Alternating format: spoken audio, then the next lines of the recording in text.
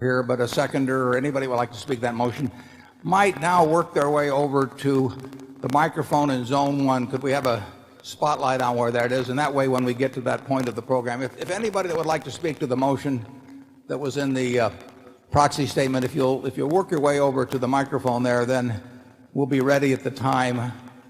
You can be ready at the time when it'll be appropriate to talk about it. And so we'll get there in just a minute, and if you'll all wander over there that are interested. Also with us today are partners in the firm of Deloitte & Touche, our auditors.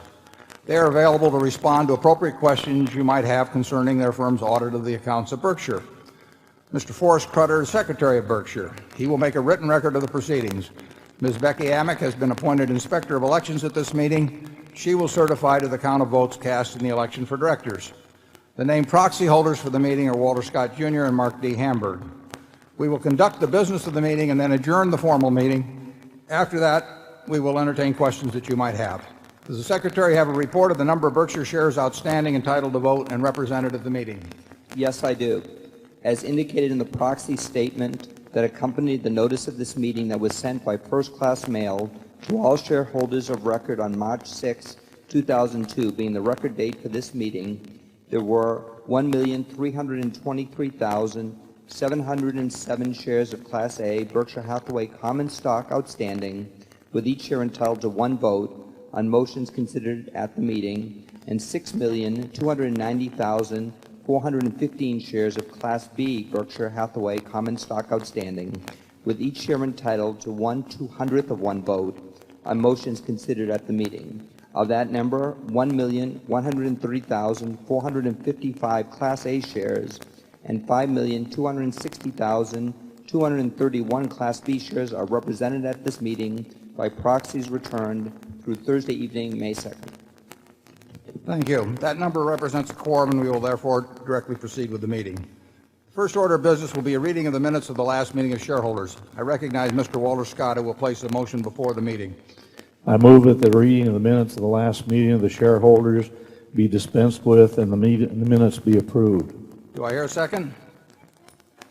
The motion has been moved and seconded. Are there any comments or questions? 3-second pause. We will vote on this motion by voice vote. All those in favor say aye. Opposed? The motion is carried. First item of business of this meeting is to elect directors. The shareholder is present who wishes to withdraw a proxy previously sent in and vote in person on the election of directors, he or she may do so. Also, if any shareholder that is present has not turned in a proxy and desires a ballot in order to vote in person, you may do so. If you wish to do this, please identify yourself to meeting officials in the aisles who will furnish a ballot to you. With those persons desiring ballots, please identify themselves so that we may distribute these. I now recognize Mr. Walter Scott to place a motion before the meeting with respect to election of directors. I move that Warren E. Buffett, Charles T. Munger, Susan T. Buffett, Howard G. Buffett, Malcolm G. Chase, Ronald L. Olson, and Walter Scott Jr. be elected as directors. Is there a second? Been moved and seconded that Warren E. Buffett, Charles T. Munger, Susan T. Buffett, Howard G. Buffett, Malcolm G. Chase, Ronald L. Olson, and Walter Scott Jr. be elected as directors. Sounds like a hell of a slate to me. Are there any other nominations? Is there any discussion? Nominations are ready to be acted upon. If there are any shareholders voting in person, they should now mark their ballots on the election of directors and allow the ballots to be delivered to the Inspector of Election. The proxy holders, please also submit to the Inspector of Elections a ballot on the election of directors, voting the proxies in accordance with the instructions they have received.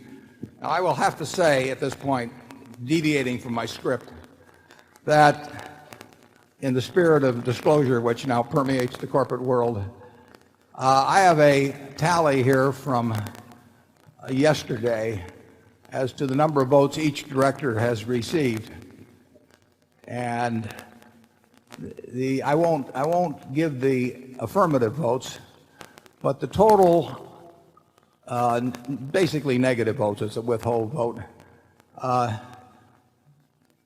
Charlie and I and Howie came in last by a significant margin. Susie did the best. She only had 1,000 votes against her, but Charlie and I had 16,000 some votes against us. So I really suspect that Susie voted against us so that she could lead the ticket, but who knows?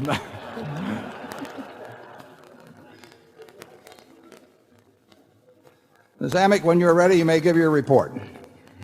My report is ready. The ballot of the proxy holders in response to proxies that were received through last Thursday evening cast not less than 1,139,672 votes for each nominee.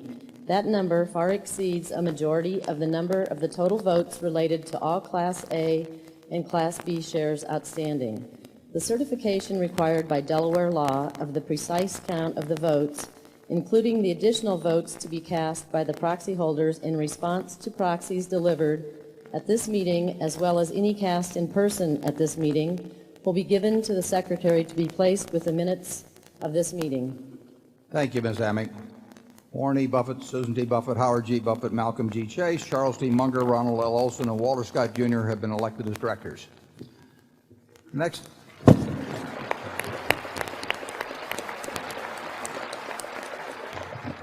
The next item of business is a proposal put forth by a Berkshire shareholder, Gloria J. Patrick, the owner of 2 Class B shares. Ms. Patrick's motion is set forth in the proxy statement and provides that the shareholders request the company to refrain from making charitable contributions. The directors have recommended that the shareholders vote against this proposal.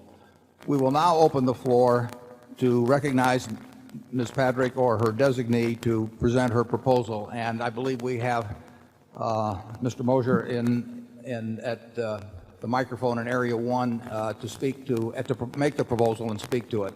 Would you go ahead, please, sir? Thank you, Chairman Buffett.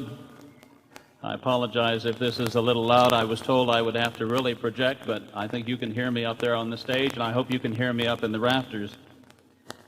My name is Stephen Mosier. I'm the chairman of the Population Research Institute, a nonprofit organization dedicated to making the case for people as the ultimate resource, the one resource that we as investors cannot do without, and to debunking the hype about overpopulation, what the New York Times has called, and I quote, one of the myths of the 20th century.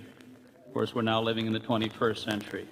I've written about the coming depopulation, that's right, I said depopulation, in the Wall Street Journal and other publications. I say all this to explain why Gloria Patrick, a Berkshire Hathaway shareholder, has asked me to present for action at this meeting the following proposal. And I do have one other qualification. I have 9 children. Now, when people gasp at this, I remind them that my children will be paying their Social Security one day. Of course, if you invest in Berkshire Hathaway stock, you won't need Social Security. I will present the proposal and then, with the chairman's indulgence, spend a couple of minutes explaining why it's necessary. Here is the resolution. Whereas charitable contributions should serve to enhance shareholder value. Whereas the company has given money to groups involved in controversial activities like population control and abortion. Whereas our company is dependent on people to buy the products and services of the various companies we own. Whereas our company is being boycotted by Life Decisions International and investment-related groups like Provida Advisors because of these contributions. Resolved, the shareholders request the company to refrain from making charitable contributions. Let me take these very quickly, point by point. You all know shareholder money is entrusted to the board of directors to be invested in a prudent manner for the shareholders. I think you will all agree, as the resolution states, that charitable contributions should serve to enhance shareholder value. Indeed, this is already Berkshire Hathaway policy with regard to its operating subsidiaries.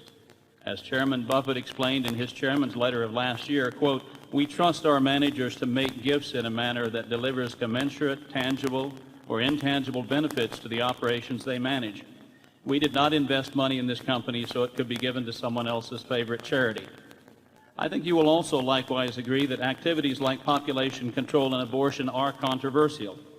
In fact, some of the charitable money has been given to Planned Parenthood, a group that is responsible for almost 200,000 abortions a year in the United States. Thank you. And in countless more through its population control programs worldwide. Now, we believe abortion is the taking of a human life, but even if you disagree on this fundamental point, you must concur that these ongoing boycotts of Berkshire Hathaway Company products are not a good thing. Next, it should be self-evident that Berkshire Hathaway, like the economy as a whole, is dependent upon people. It is people who produce the products and services of the various companies we own, and it is people who buy them. Now, you may think that there is a superabundance of people in the world and that we will never run short, but this is not true. Half of the countries of the world, including countries in Latin America, Africa, and Asia, now have birth rates below replacement. Europe and Japan are literally dying, filling more coffins than cradles each year. Dying populations may shrink the economic pie. We already see this happening in Japan and some European countries. How much of Japan's continuing economic malaise can be directly traced to a lack of young people to power the economy? Dying populations may also make economic development nearly impossible. Russia is having trouble finding its feet economically. Why? Because of its ongoing demographic collapse, losing 1 million people a year. These problems will spread to many more countries in the near future. Charitable contributions to simple-minded population control programs in which governments impose restrictions on childbearing are not in Berkshire Hathaway's interest. Such programs are not investing in humanity's future. They are compromising humanity's future and putting a roadblock in the way of future economic growth. There is no global share buyback in store for those who fund population control programs, because such programs will rob the world of future consumers and producers and threaten to shrink the economic pie. Let me give you a concrete example of what I mean. Berkshire Hathaway owns Dairy Queen. Now, there are 103 Dairy Queens in Thailand, but Thailand, due to a massive population control campaign, now has a birth rate that is below replacement and falling. This means that its cohorts of young children are shrinking. There will be fewer and fewer families in the years to come, and its population will eventually fall. Now, you may think Thailand has too many children, but is it possible for there to be too many children for Dairy Queen? According to Dairy Queen, the Dairy Queen concept especially appeals to, quote, young families, but there will be fewer young families in Thailand's future and Dairy Queen's future because of population control. So I urge you to vote yes on this resolution. Let it be resolved that this company refrain from making charitable contributions. One final point. Should you, on the other hand, vote to continue the current practice of making charitable contributions based on shareholder designations, I would urge you all to designate 501c3s, like the Population Research Institute, which are attempting to help the poor become the agents of their own development and not simply try to reduce their number through population control. Thank you, Mr. Chairman, for this opportunity to speak. Thank you. Do we have a second to the motion? Okay, and is there any further discussion? Is there anyone there at the microphone that would like to talk? Not invite anymore. Oh. Okay, if there's no further discussion, we'll have Ms. Amick report on the votes cast on that. If anybody wishes to cast a vote in person, they can raise their hand and submit that, but we'll have a preliminary report from Ms. Amick. My report is ready. The ballot of the proxy holders in response to the proxies that were received through last Thursday evening casts 28,452 votes for the motion and 1,014,353 votes against the motion. As the number of votes against the motion exceeds a majority of the number of votes related to all Class A and Class B shares outstanding, the motion has failed. The certification required by Delaware law of the precise count of the votes will be given to the Secretary to be placed with the minutes of this meeting. Thank you, Ms. Amick. The proposal fails.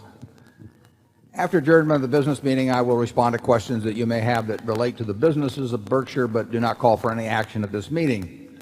Does anyone have any further business to come before this meeting before we adjourn? If not, I recognize Mr. Walter Scott to place a motion before the meeting. I move that this meeting be adjourned. Is there a second? Motion to adjourn has been made and seconded. We will vote by voice. Is there any discussion? If not, all in favor say aye. Opposed say no. The meeting's adjourned. Thank you.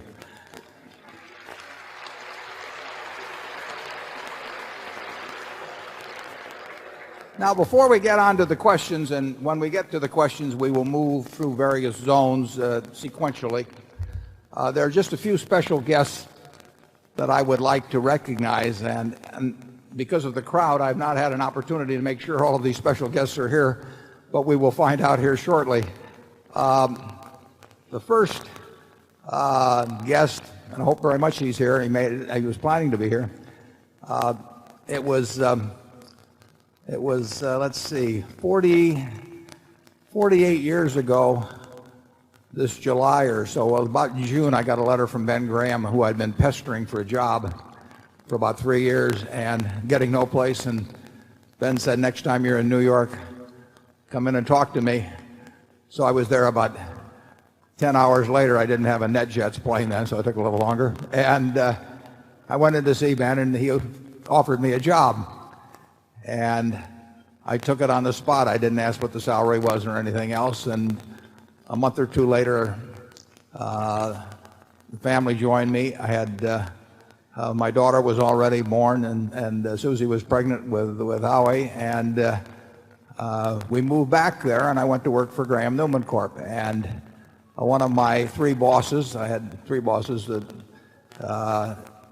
Ben Graham, Jerry Newman, and Mickey Newman. And Mickey was exactly 10 years older than I was at that time, and he's exactly 10 years older now. And Mickey was a major factor in a hugely successful, he ran the place, company that was not quite that successful yet in 1954 when I went back there, the Philadelphia and Reading Coal and Iron Company, as it was called then. And after I'd been there maybe a year, Mickey was in charge of Philadelphia and Reading, and a fellow named Jack Goldfarb came into the office, and I really didn't know what was going on. I had a good bit of my net worth in Philadelphia and Reading, so I was interested. But Jack Goldfarb and Mickey were behind closed doors largely. But when they emerged, the Philadelphia and Reading Company, which was controlled by Graham Newman, had bought Union Underwear, which was the manufacturer of Fruit of the Loom product under a license at that time. And as I told in the annual report, it was a very, very attractive buy, and Mickey made a number of good buys. And when Mickey and I have talked and seen each other over the years, some not a lot, but we would see each other. And when Fruit of the Loom entered bankruptcy a few years ago, Mickey called me and sort of said, what are you going to do about it? You should do something. And he was very helpful, particularly helpful in introducing me to John Holland, who runs Fruit of the Loom and who's a tremendous asset to the company. And Mickey gave me lots of insights on that. And when I got discouraged with the bankruptcy procedure, and it is discouraging to try and buy a company out of bankruptcy, Mickey would gently prod me along. And so I believe today we have with us Mickey Newman and his son, who I last saw when he was a little red-headed kid, Bill. And Mickey and Bill, if you're here, if you'd stand up, it'd be great. Now let's see if they made it. There they are. Let's have a spotlight on them.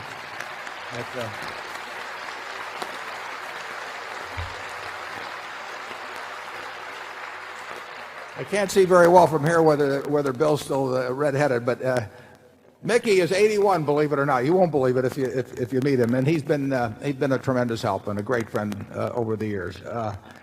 And he accomplished much for us in the past year. I don't think we would have Fruit of the Loom if it hadn't been for Mickey, particularly nudging me along as we went through the process. I also hope we have today with us, and I didn't get a chance to see them before the meeting. But are Ralph and Lucy Shea here? Ralph and Lucy, were they able to make it or not? Yeah, there they are. But, Ralph is in the Berkshire Hathaway Hall of Fame. I mean, this is like being at Cooperstown, and introducing Bob Gibson or Sandy Koufax. And Ralph, for a great many years, added tremendous value to Berkshire at Scott and Fetzer. We wouldn't be able to buy some of the things like Fruit of the Loom if it hadn't been for the profits developed under Ralph's management at Scott Fetzer. So I'm delighted that he and Lucy can join us.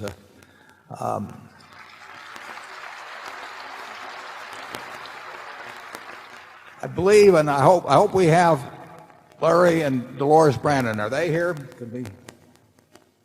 Joe, there they are. Let's have a spotlight on them.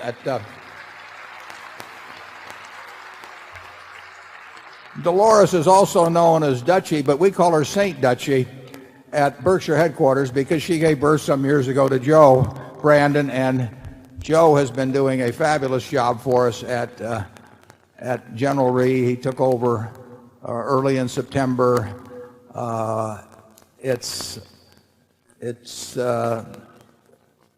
It's really going to be our number one asset. There's been a lot happen since those days in September when Joe took over. I think you're going to see some terrific results throughout our insurance business, but particularly at General Re. I wrote Dutchie a letter, and I said, it's terrific what you've done for us, but I was a little like the farmer that went into the hen house, and I pulled out an ostrich egg and said to the hens, that I don't like to complain, but this is just a sample of what the competition's doing. Well, I berated her a little bit for not having twins, because if she just had a twin for Joe, I mean, we'd own the world. But she tells me that she wrote me back and said she really had done her best. I mean, she'd had 7 children, 5 of whom are in the insurance business, and she has 19 grandchildren. So we have people out on the road trying to sign up these grandchildren now. And if you get a chance, tell her productive years are not over. And finally, we have with us today the fellow who put together that terrific cartoon. Anybody that can even takes on the job of making me look like James Bond is a very brave person. And Andy Hayward has a company called Deke Entertainment, which is a leading producer of children's programming. When you turn on the television on Saturday morning, you will be seeing his output. And Andy puts this product together. He sends people to Omaha. He does it all. It's his script. It's his production. He does it on his own time, on his own nickel. It's his contribution to the Berkshire meeting. And it's absolutely fabulous. And I have to tell you that this fall, Andy is going to have a series of 40 episodes that are called, I think it's called Liberty's Kids. It will be on public broadcasting at 4:30, 5 days a week, and it's really the story of America. It's told, Charlie will like this, Charlie doesn't know about this, it will be told through the eyes of 3 young apprentices in Ben Franklin's print shop. And it will view the evolving of the American democracy and the Constitution, and all with Andy's creative characters, but it will use the voices of various other people. And I'm flattered. I get to be James Madison in this, and we have Sylvester Stallone, we have Billy Crystal, we have Whoopi Goldberg. And Charlie will be crushed to find, I think it's Walter Cronkite is going to be Ben Franklin. I mean, I think Charlie held out for too much money or something in this. But it's going to be a fabulous series. I mean, I am looking forward to this. It'll run all this year starting in the fall, and then it will run again the following year, and it will be a great, great piece for American children and American adults. I plan on watching it myself, and it will just be the story of how this country came about through the eyes of these 3 young apprentices of Ben Franklin. So Andy is here with his son Michael, and if Andy and Michael would stand up, I'd like to give them a hand myself. Andy, where are you? They're here someplace.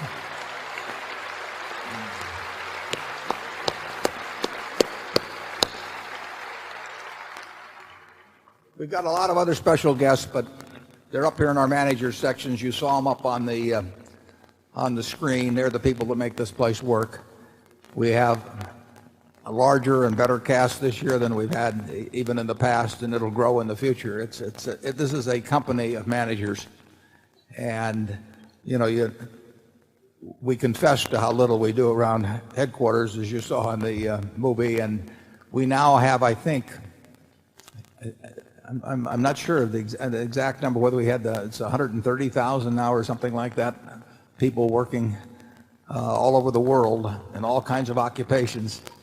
And I think they get a sense when they come here that they're working for real people on this side too. I mean, they get to see people who are actual owners. So we have some institutional owners, but we have 350,000 individual owners now, and I believe it's correct to say that our stock turns over, there's less turnover in the shares of Berkshire than any other company of major size in the country, which means in effect we have more what I would call real owners, people who want to be in partnership with the kind of managers we have, and Charlie and I are very proud of them.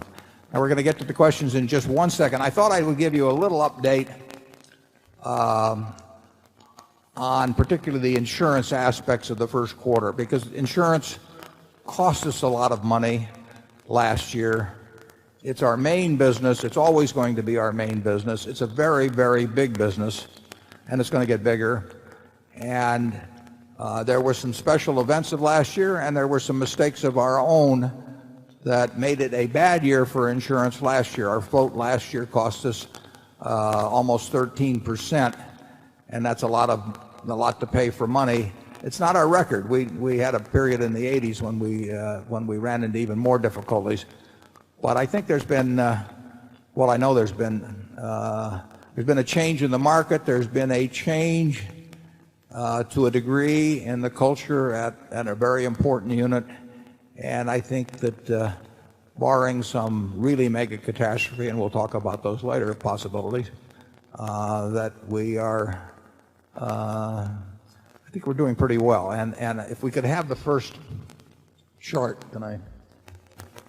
the first chart, which I can't see myself here, but I think it will be the insurance underwriting results for the first quarter, and you will see that two good things happened in the first quarter. One is our float increased by $1.8 billion. That's a lot of money to take in net.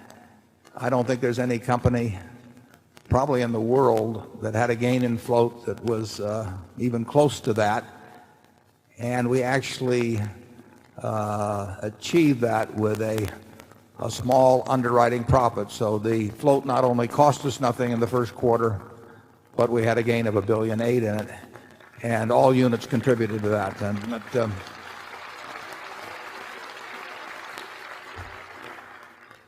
Our goal is to obtain more and more float at minimal or no cost.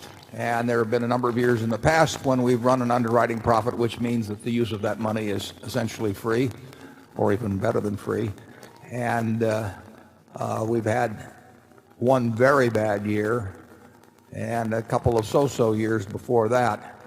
But I think our cost of float over the next few years, unless you get into an extraordinary catastrophe, I think it should be pretty satisfactory. Now you'll notice there's a note down at the bottom that's slightly technical, but it's an important enough item in Berkshire and in understanding our cost of float that I thought I'd just devote a minute to it. If you find this uninteresting, you can live a happy life without understanding what I'm about to explain next. You may even lead a happier life if you don't understand it. As I look at the people that understand it and don't understand it, I'm not sure which group is happier. When we write a good bit, and have written a good bit, I should say, of retroactive insurance. Now, in retroactive insurance, a company may come to us that's merging with another company, and they want to put a cap on their liabilities or define them better from past incidents. So they may come to us and say, we want you to pick up all the losses that are going to be paid from things that happened prior to, say, 1990. And we think that we owe $1 billion have yet to be paid in losses from that period, but we want to protect ourselves up to, say, $2 billion or some number like that. So they write us a check, and we take over, this is called retroactive insurance, we take over their losses from the past for a specific period and for a specific amount. And when we do that, the accounting, it's not accounting you run into every day. We've explained it in the past, but it creates a charge which will occur over time in the future. And as you can see, in the first quarter, the $20 million of underwriting profit we made was after a total of $112 million for the amortization of this charge that is set up. So if a company comes in and says, for example, we want you to protect us up to $1.5 billion for losses that occurred in the past, and we'll give you $1 billion for it, we will debit cash for $1 billion, and we'll debit this deferred charge for half a billion, and we'll set up a liability for $1.5 billion. And that $500 million we set up as a deferred charge, we amortize over a period of time as we expect to pay the claims. Now, there would be a lot of room for judgment. There is a lot of room for judgment in terms of how fast we amortize that.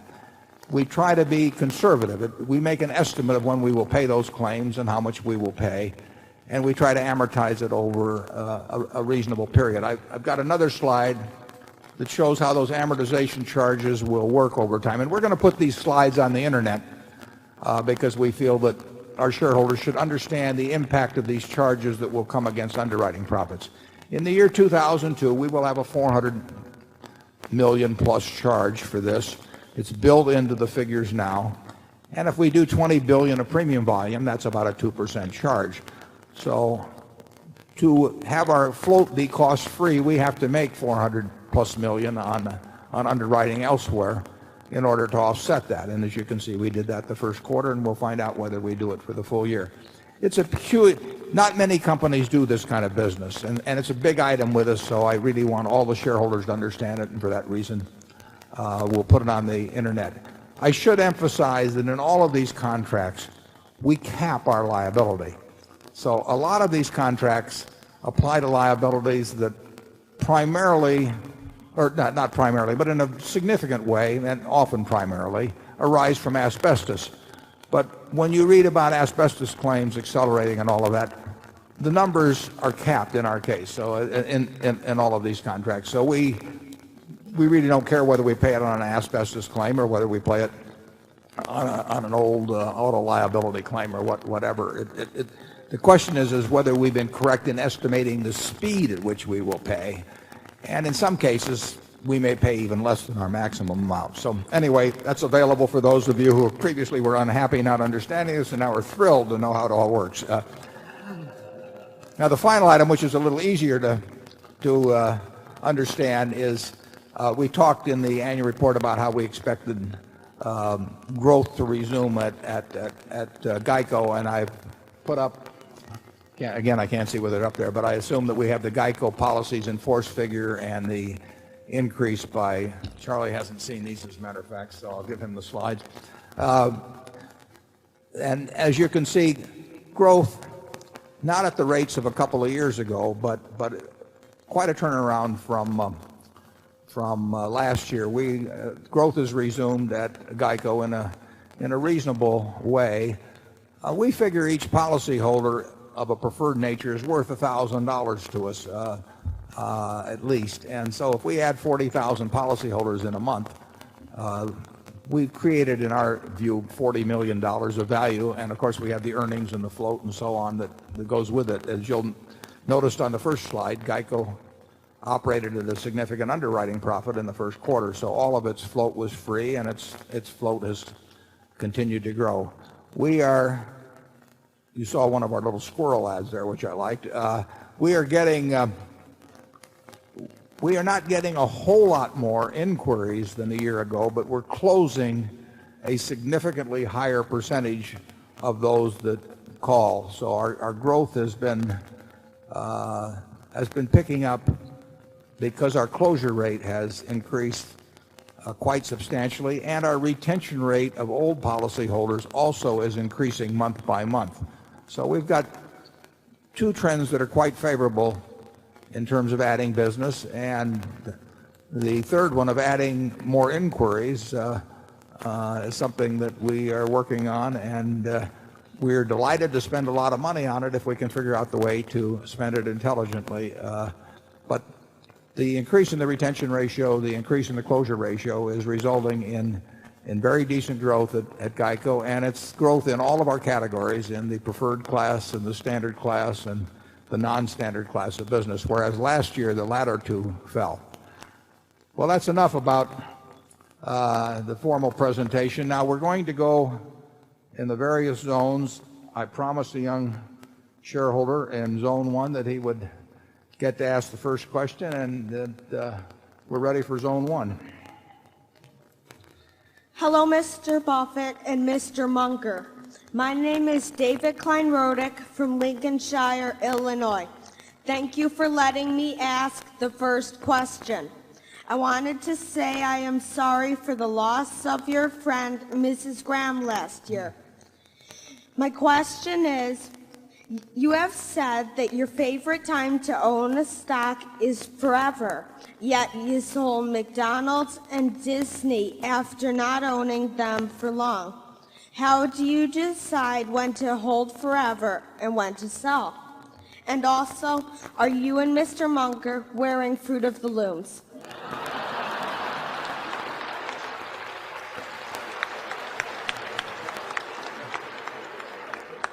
Charlie?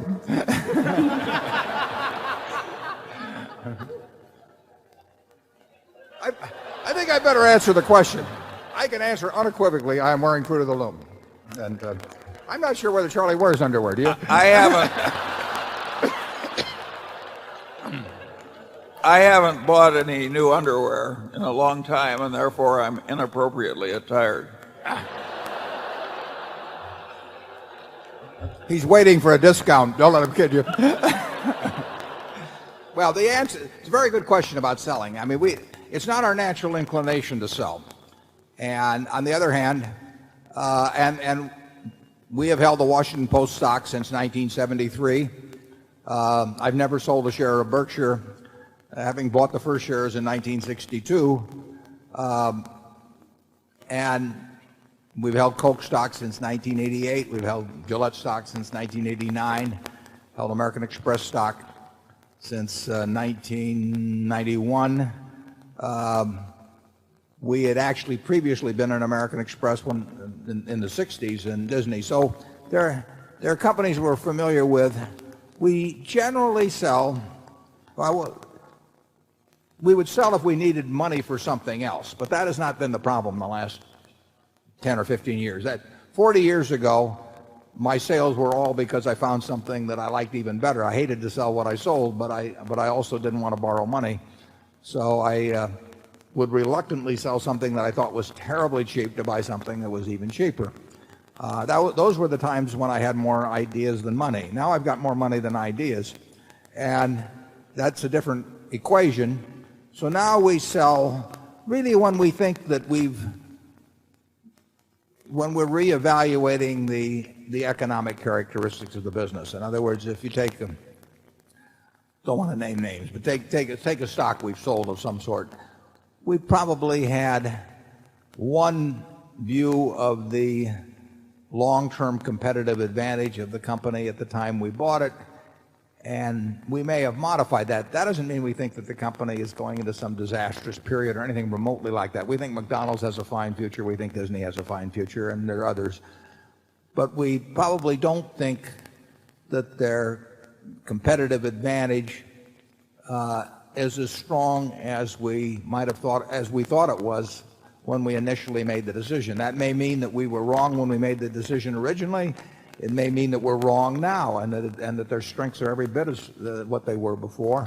But for one reason or another, we think that the strengths may have been eroded to some degree. A classic case on that would be the newspaper industry generally, for example. I mean, in 1970, if Charlie and I were looking at the newspaper business, we felt it was about as impregnable a franchise as could be found. We still think it's quite a business, but we do not think the franchise in 2002 is the same as it was in 1970. We do not think the franchise of a network television station in 2002 is the same as it was in 1965. And those beliefs change quite gradually, and who knows whether they're precise, whether they're right even. But that is the reason in general that we sell now. If we got into some terribly cheap market, we might sell some things that we thought were cheap to buy something even cheaper after we'd bought lots and lots of equities. But that's not the occasion right now. Charlie? Nothing to add. He's been practicing for weeks. Okay, let's go to zone 2. I'm John Bailey from Boston, Massachusetts, and I hope I'm not asking you to repeat your insurance presentation, but I have a question about the growth of our float. There's a increasingly popular piece of analysis out there where people project the growth of float for a large number of years into the future in order to determine the value of our business here. But I wanted to ask more fundamentally, the existing float that we have runs off annually at a pretty considerable rate. In order to maintain that, we have to replace it through our operations. And then going the next step to achieve the growth, we have to more than replace it. And so I wanted to ask you to address the characteristics of maybe the non-GEICO insurance businesses that should give us the confidence to expect large amounts of replacement and growth float at reasonable costs going forward. Yeah, in a sense, float is somewhat similar to being in the oil business. I mean, you're every day some goes out as you pay claims, and the question is, you find more oil than you produce that day, and it's very relevant.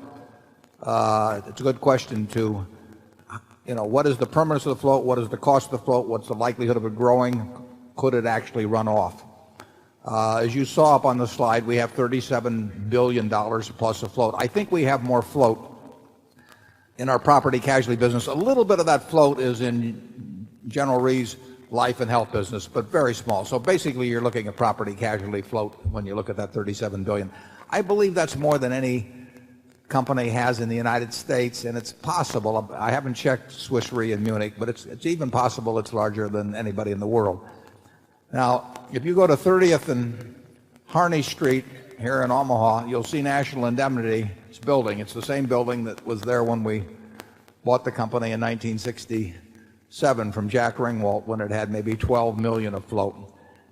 And I had no idea that 12 million, or whatever the number was, would turn into 37 billion. I mean, sometimes I can't really quite figure out how it happened, but in any event, it did. And we don't want people focusing on growth in our insurance business. I mean, we want them focusing on intelligent growth when we can do it at a GEICO or whatever it may be. But I think it's suicide from a business standpoint to tell a bunch of insurance managers to go out and grow a lot. So you can say, well, with that lack of push from the home office, how is that $37.5 billion going to grow? And I would say, just as I would have said to you for the last 30-odd years, I don't know.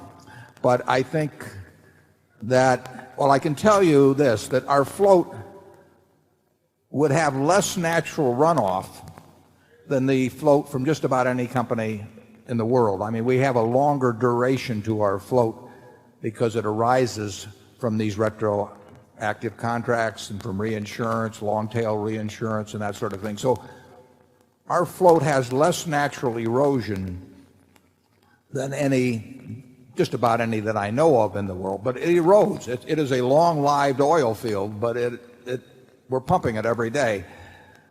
If I had to bet my life on whether the float would be higher or lower 3 years from now or 5 years from now, I would certainly bet it would be higher. And it's turned out over the decades, it's grown at a very significant rate, but I don't want to push anybody to do it. It grew at $1.8 billion the first quarter. Now, there are a few special transactions in that, but we seem to attract special transactions. And, there's nothing more important to Berkshire than to have that float at least be maintained, but I would say grow, and it will grow, I think, and to have it be obtained at low cost, because that float did us no good last year at all. That float lost us a lot of money in the year 2001 because it cost us, I think, 12.8%. And we didn't have a way to make money with 12.8% money. We will make a lot of money if we can obtain the float at no cost as we did in the first quarter. The answer to your question is that without knowing any specifics, or without being able to promise you any specifics, I think the float is more likely to grow than to erode. I said last year at this meeting that that the float of the American property casualty business was 300 and some billion, and I thought we were sneaking up on 10% of it. I was corrected later. Ron Ferguson pointed out to me that he sent me the figures. The float of the American property casualty business is well over 400 billion. But even at that, we are 8 or 9% or some figure like that of the float of the whole country. And obviously we can't grow at the same percentage rate starting from that kind of a base as we could when we started back in 1967. But I still think we can grow it. Charlie? Yeah, I think the questioner realizes that growing float at a good clip with very low costs is extremely difficult. It is. It's almost impossible, but we intend to do it anyway.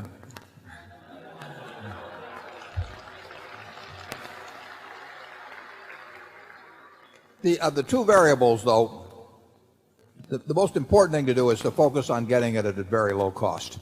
If we get $37 billion at no cost or very low cost, then if we don't make money with that, shame on us. I mean, the troops have delivered, and then it's up to Charlie and me to figure out ways to use that money. So the important thing is the cost of the float, not the size of the float, although obviously we would like it to grow, and we'll do what we can to make sure that happens. Area 3. Good morning, gentlemen. My name is Hugh Stevenson. I'm a shareholder from Atlanta. My question is on asbestos liability tort cases.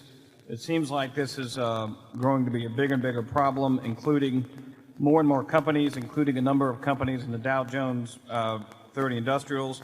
What do you see for Berkshire as the risks and opportunities in the operating and insurance businesses? And if you two were in charge of writing or structuring a settlement for the whole problem, how would you do it?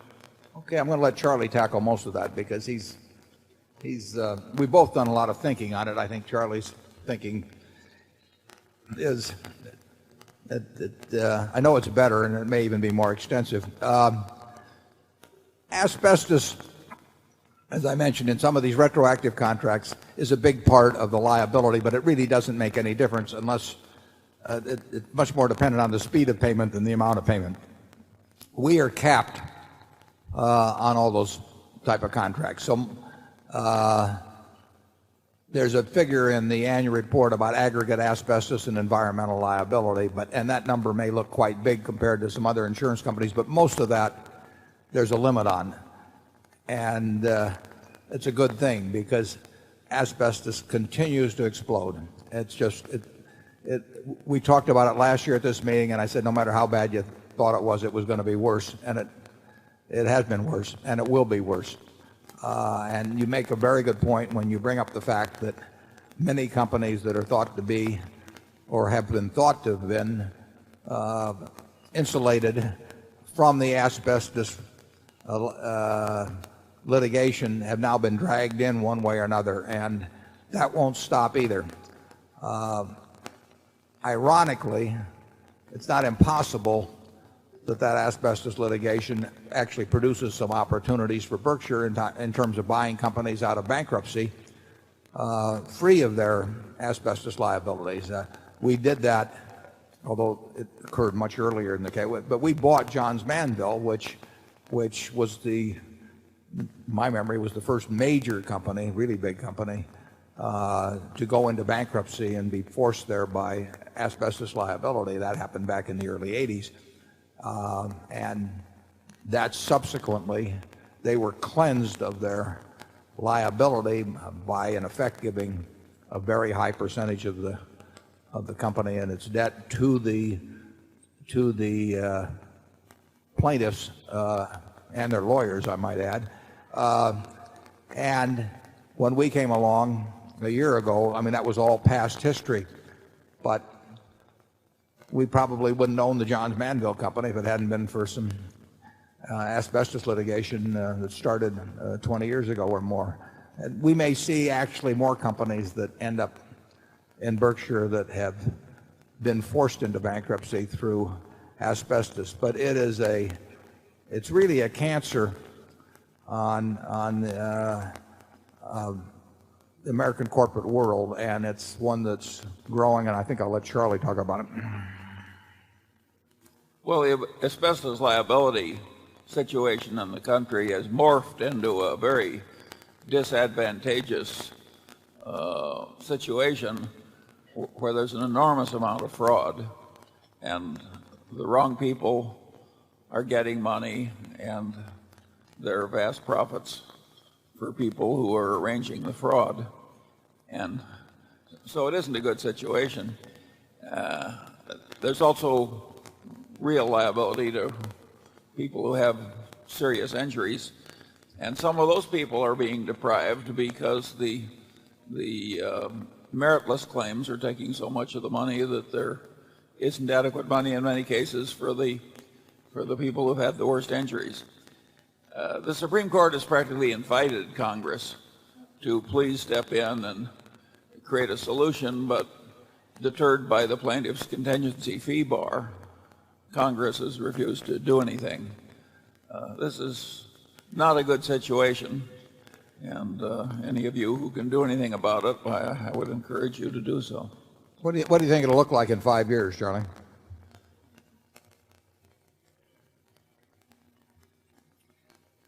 I would be surprised if there were a constructive solution. I think we'll have more of the mess we have now.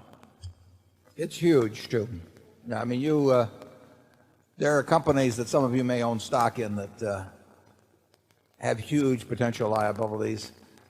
They didn't think they had those liabilities, even maybe a few years ago, but they're finding ways to drag in almost anyone. And you know, it's a concern when we buy businesses because we are a deep pocket, and a smaller company may not have been worth people investing lots of hours on a speculative idea that they could create some kind of a connection with you know, the ABC company and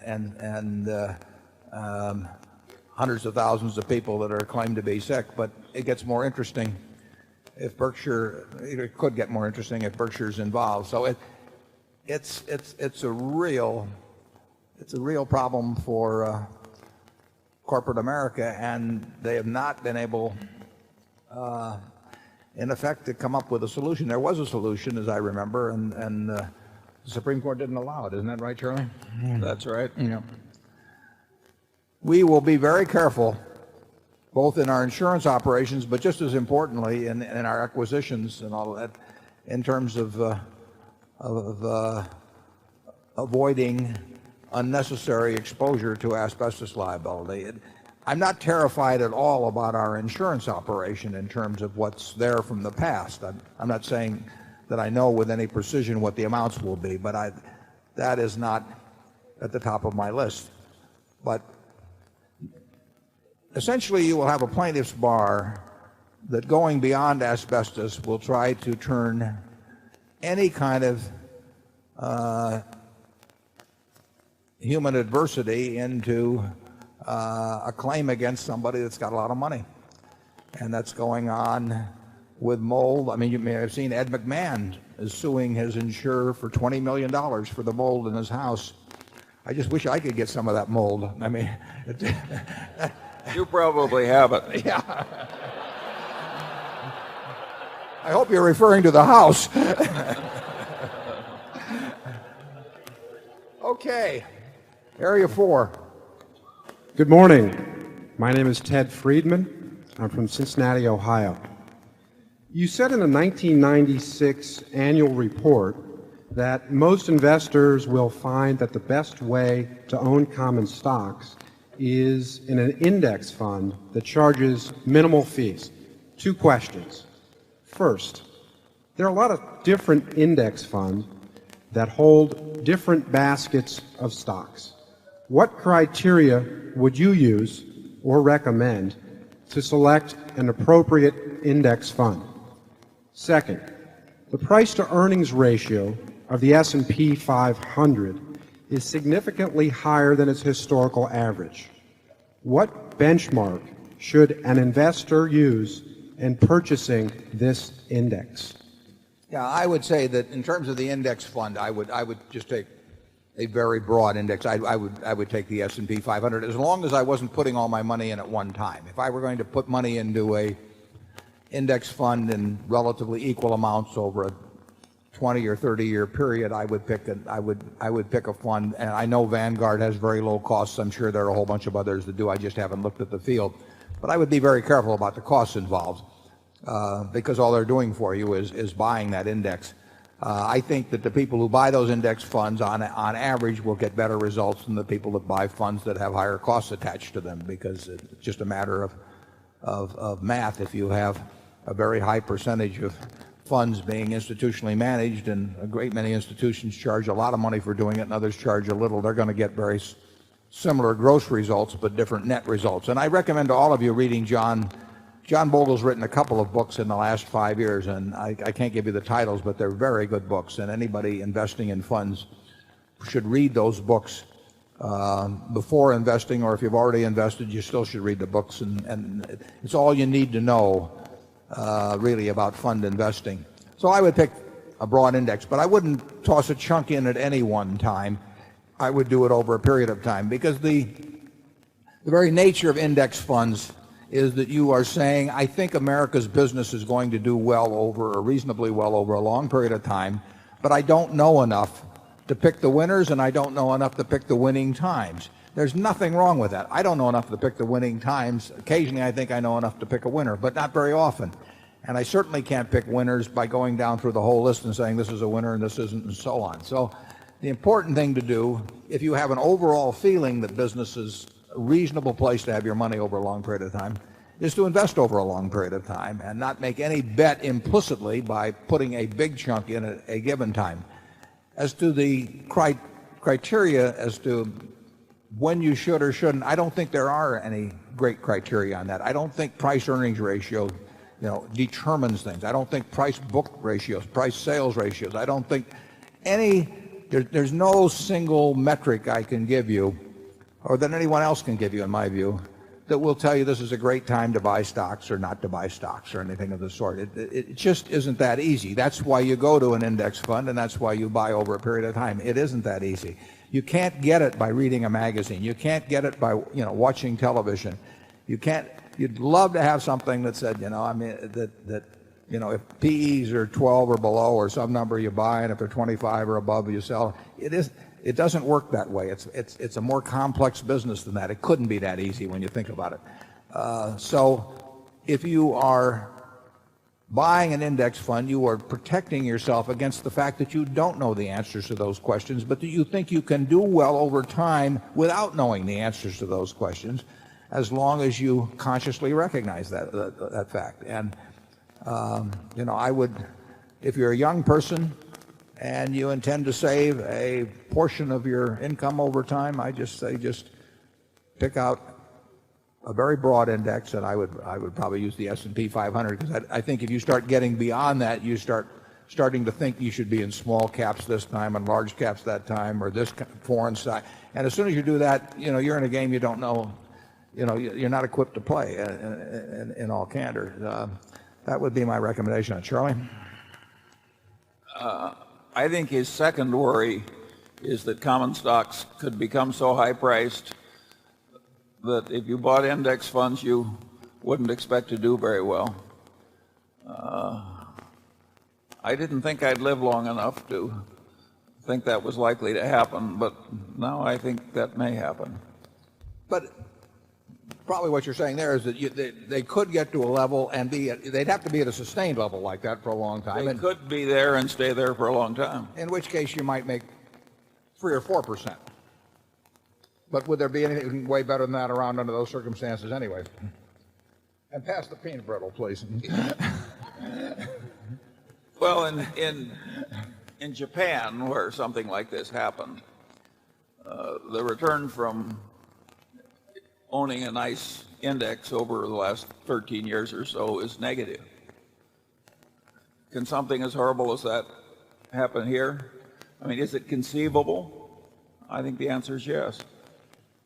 But the option in Japan, of course, is to have deposits in a bank or own Japanese bonds at somewhere between 0 and 1 or 1.5%. So if rates on everything get very low, which means stocks sell very high, then it just means that you live in a different world than existed 20 or 30 years ago when generally capital got paid better. I must say that we have very good packaging. Yeah.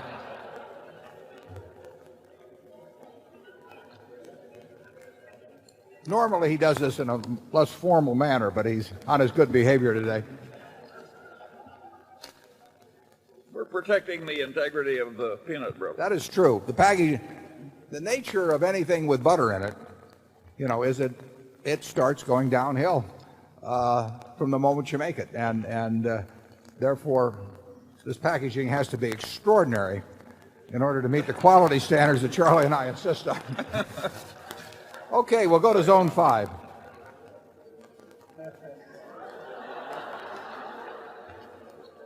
Mr. Buffett and Mr. Munger, my name is Thomas Kamei. I'm 12 years old. I live in Kentfield, California. This is my 5th annual meeting. I know you lost a lot of money as a result of 9/11, but I would like to know how 9/11 changed your life and your investment strategy. Well, I think in the sense of changing the life, it's a good question. And it made everybody, I think, in the country aware. I mean, we've gone through world wars and all of that and essentially felt quite protected within these borders. And I have been quite worried about, Charlie can attest to, the possibility, particularly of some kind of nuclear device in this country, probably more likely by terrorists than by some at least declared act of war by another state. And 9/11 made everybody realize that as humans have not progressed particularly in terms of how they behave with each other over the years, they have progressed enormously in their ability to inflict damage on those that they hate for one reason or another. And that has increased, for a long time in the world. If you didn't like somebody, the most you could do was throw a rock at them. And that went on for millennia, and then it moved into what you might characterize ironically as more advanced states. And in the last 50 years, it's increased exponentially. And so now people who are megalomaniacs or psychotics or religious fanatics or whatever, and who hate others in some unreasonable way, now have means at their disposal to inflict a whole lot more damage, incredibly more damage than they had not too many decades ago. And 9/11 brought that home to everybody, something they probably understood subconsciously and didn't think about very often, to something they thought about much more intensely, and it's become more real to them. It hasn't really changed my view about, in the sense that there are millions and millions and millions of people in the world that hate us, and most of them can't do anything about it. But a few have always tried to do something about it, and now the instruments they can use, and the most extreme in a sense being the human bombs that have appeared in the Middle East, but there's more ability incredibly more ability for the deranged who want to inflict harm to do harm. And that's a reality. In terms of the business aspects of it, the question, obviously, the area at Berkshire that it affects most significantly by miles is insurance. And prior to 9/11, even though we recognize that there could be huge monetary damages that flowed from the activities of what I would call deranged people, we hadn't really written the contracts in such a way as to either get paid for taking that risk or to exclude the risk. In other words, we were throwing it in for nothing. We had excluded risk for war. I mean, we knew that, I mean, we'd seen what had happened in England in the 40s, and so we had taken account of something that some of us had seen with our own eyes, but we didn't take account of something that we knew was possible, but we just hadn't seen. And that's the human condition to some degree. Since September 11th, everybody in the insurance business recognizes that they've had exposures that they weren't charging for, and they either had to exclude those exposures or they had to charge for them. We have written, first thing we had to do, of course, is we had lots of policies on the books that left us exposed to this, and most of those policies ran for a year, starting at different points. Those have run off to a great degree, but they're not entirely run off. The other thing we did was on new policies. We have sold a fair amount, quite a large amount, of terrorism insurance that excludes what we call NCB, nuclear, chemical, and biological, as well as fire following nuclear. We can take a fair amount of exposure to that sort of terrorism because it won't aggregate. It aggregated at the Twin Towers in a way that, at World Trade Center, in a way that just was about as extreme as you could get for non-NCB type activities. I mean, that was a huge amount of damage done without nuclear, chemical, or biological. But we can have tens of billions of dollars with NCB excluded throughout a greater New York area or something. But we can't have hundreds of billions of exposure that would be exposed, say, to nuclear activities, because they're an act or two or three coordinated could cause damage that would destroy the insurance industry. And if we had coverage on that, it would destroy us as well. So we write very little. We do write a little because we can lose $1 billion or $2 billion, and if we got paid appropriately for taking the risk, that's a business we're in. But we can't lose $50 or $100 billion. And so we take a little bit, we take a few risks that involve nuclear, chemical, or biological. But generally speaking, the terrorism insurance that we're writing, and we've written a fair amount of it, excludes those particular risks. You can say, take biological, how could that be something significant from an insurance standpoint? Well, many people don't realize it, but the World Trade Center loss was by a huge margin the largest workers' compensation loss in history. You think of it as property damage, but in the end, close to 3,000 people died who were working at the time they died and therefore covered by workers' compensation.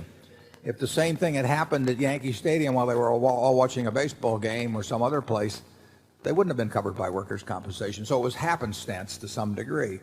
But that became the largest workers' compensation loss in history by a huge margin. Now, if you were trying to cause huge damage in this country and you could figure out something that in the way of a biological agent, and there are people working on this, that could be injected into the ventilation systems or whatever of large plants, large office buildings, you could create workers' compensation losses that would just totally boggle your mind. And anybody that was working on such a thing, you have to expect they would, if they thought they had perfected it, would try to do something close to simultaneously in areas where there would be thousands and thousands of people working, and it could make the World Trade Center loss look like nothing. So we have to be basically vigilant in how much risk we let aggregate in something of that sort. People have always been vigilant about how many houses they'll insure along a shoreline, or in terms of physical risk. They don't want too many homes or factories on the San Andreas Fault or something of the sort, because they recognize that as having aggregation possibilities. But now you have to think about things that man may plan in the way of catastrophes that will have aggregation possibilities, and that is something that's pretty much been introduced into the insurance world's thinking since September 11th. And I can tell you, we think a lot about it. I mean, the social consequences are far worse than insurance, but we have to think about how we pay our claims, because if we ever do anything really foolish and take an aggregation that would cause us to lose the net worth of Berkshire, we would not only not be able to pay the claims of the people in that disaster, but there are other people that suffered injuries 15 years ago, paraplegics and all that we're making payments to for the rest of their lifetime, and we wouldn't be able to make those payments, and we're not going to run our business that way. Charlie? Yeah, to the extent that September 11th has caused us to be less weak, foolish, and sloppy, as we plainly were in facing some plain reality, it's a plus.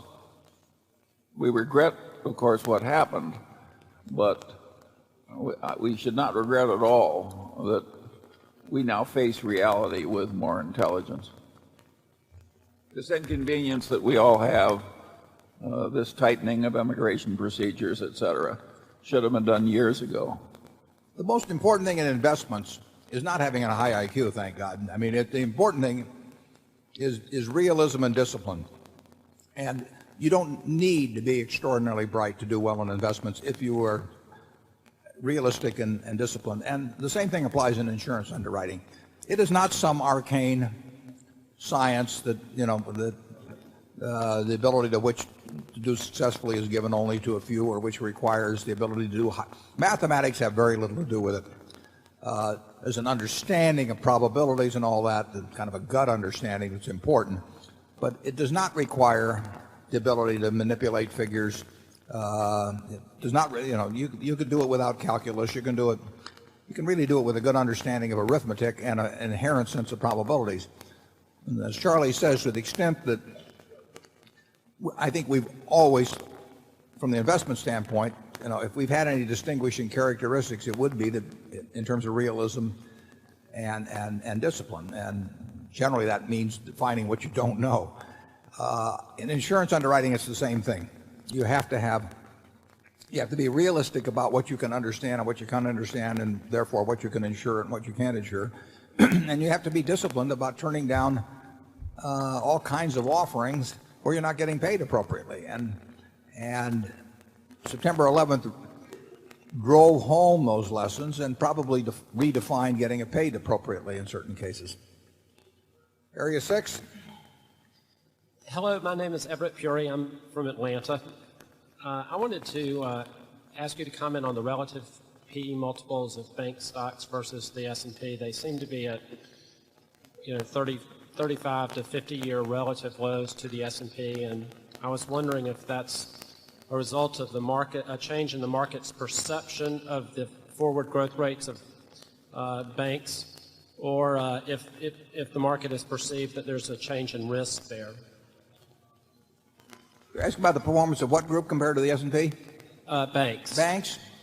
Well, and what was your assertion about the performance historically? Well, the relative multiple of bank stocks versus the S&P. Back in the 40s, 50s, 60s, they commonly traded at, say, 1 times an S&P multiple, and now they're maybe half that level. Yeah, Harry Keefe used to have a lot of figures on this, and I don't really think about them. I mean, the appropriate multiple for a business relative to the S&P will depend on what you expect that business to achieve in terms of returns on equity and incremental returns on incremental equity versus that S&P. I mean, if you've got two types of businesses, and we'll say the S&P earns X on equity and can deploy an additional amount of capital at Y, and then you compare that with any other business, and that's how you determine which one is cheaper. I would not characterize all banks as the same. I mean, we have in this room John Forlines, who runs the Bank of Granite, North Carolina, and they've earned 2% on assets without taking any real risk for decades, and it's a tremendous record. And then you have other banks that have been run by people that took them right into the ground. I mean, whether it was First Pennsylvania going back 30 years ago, I think it was John Bunning, and they're not a homogeneous group. We own a couple of stock in a couple of banks. We own stock in M&T that has an exhibit downstairs today. We own stock in Wells Fargo, and we think those institutions are somewhat different than other businesses. So I don't think it goes back to that earlier question. People always want a formula. You know, they go to the intelligent investor and they think, somewhere they're going to give me a little formula and then I can plug this in and then I'll make lots of money. And it really doesn't work that way. What you're trying to do is look at all the cash a business will produce between now and Judgment Day and discount it back at a rate that's appropriate and then buy it a lot cheaper than that. And whether the money comes from a bank, whether it comes from an internet company, or whether it comes from a brick company, the money all spends the same. Now the question is, what are the economic characteristics of the internet company or the bank or the brick company that tell you how much cash they're going to generate over long periods in the future? And I would come to very different answers, on M&T Bank versus some other bank. So I wouldn't want to have a single yardstick or a relative PE that I went by. I think that banks have sold, a good many banks have sold at very reasonable prices. We bought all of a bank in 1969. We bought a bank in Rockford, Illinois. Charlie and I went and we must have looked at a half a dozen banks at that, in a 2 or 3 year period. Absolutely. Yeah, we trudged around and we found some very oddball banks that we liked. And they were characterized by very little risk on the asset side and very cheap money on the deposit side. And even Charlie and I can understand that. And low prices, incidentally, too. And then they passed the Bank Holding Company Act in 1969, and they killed off our chances to do anything further in buying all of banks. So we look at banks. We will own bank stocks from time to time in the future. We'll probably buy stock in other banks. We've also seen all kinds of banks ruined. I think it was, what was the fellow, M.A. Shapiro, who came up with the statement. He said there are more banks than bankers. And if you think about that a bit, you'll see what I mean. There have been a lot of people that have run banks in a very injudicious manner, but that's made for opportunities for other people. A lot of banks have disappeared over time.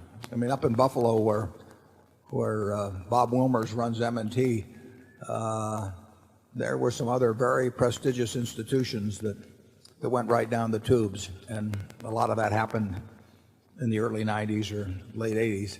So I wouldn't look for a single metric like relative PEs to determine how to invest money.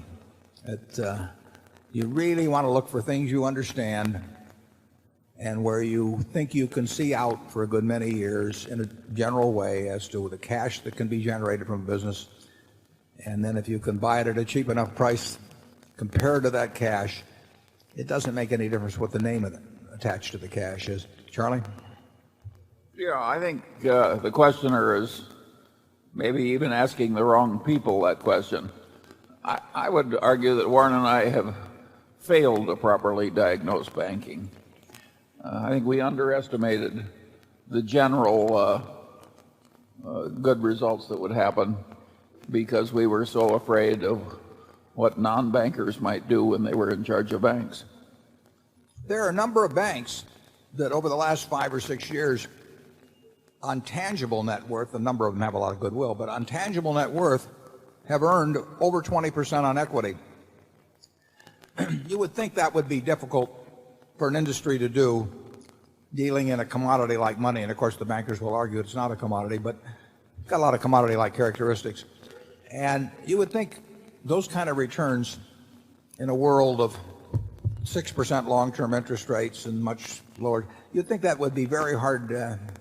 Well, you would have thought it wouldn't have occurred, and you think it'd be hard to sustain. We've been wrong in the sense that banks have earned a lot more money on tangible equity than Charlie and I would have thought possible. Now, I think to some extent they've done it because they've stretched out equity much further than was the case 20 or 30 years ago. I mean, they operate with more dollars working per dollar of equity than people thought was prudent 30 or 40 years ago. But however they've done it, a number of banks have earned very high returns on equity in recent years. And if you earn high enough returns on equity and you can keep employing more of that equity at the same rate, that's also difficult to do. The world compounds very fast. Banking as a whole has earned at rates that are well beyond, on tangible equity, well beyond, I think, what much more glamorous businesses have earned in recent years. And Charlie, you have any further thoughts on that? Well, I say again, we didn't diagnose it as it actually turned out. And even worse than that, we haven't changed. And even worse than that, we won't. No. Area 7. Good morning, Mr. Buffett and Mr. Munger. My name is Andrew Soul, and I'm a shareholder from New York City. I have two questions. The first one I would like to direct to Mr. Munger.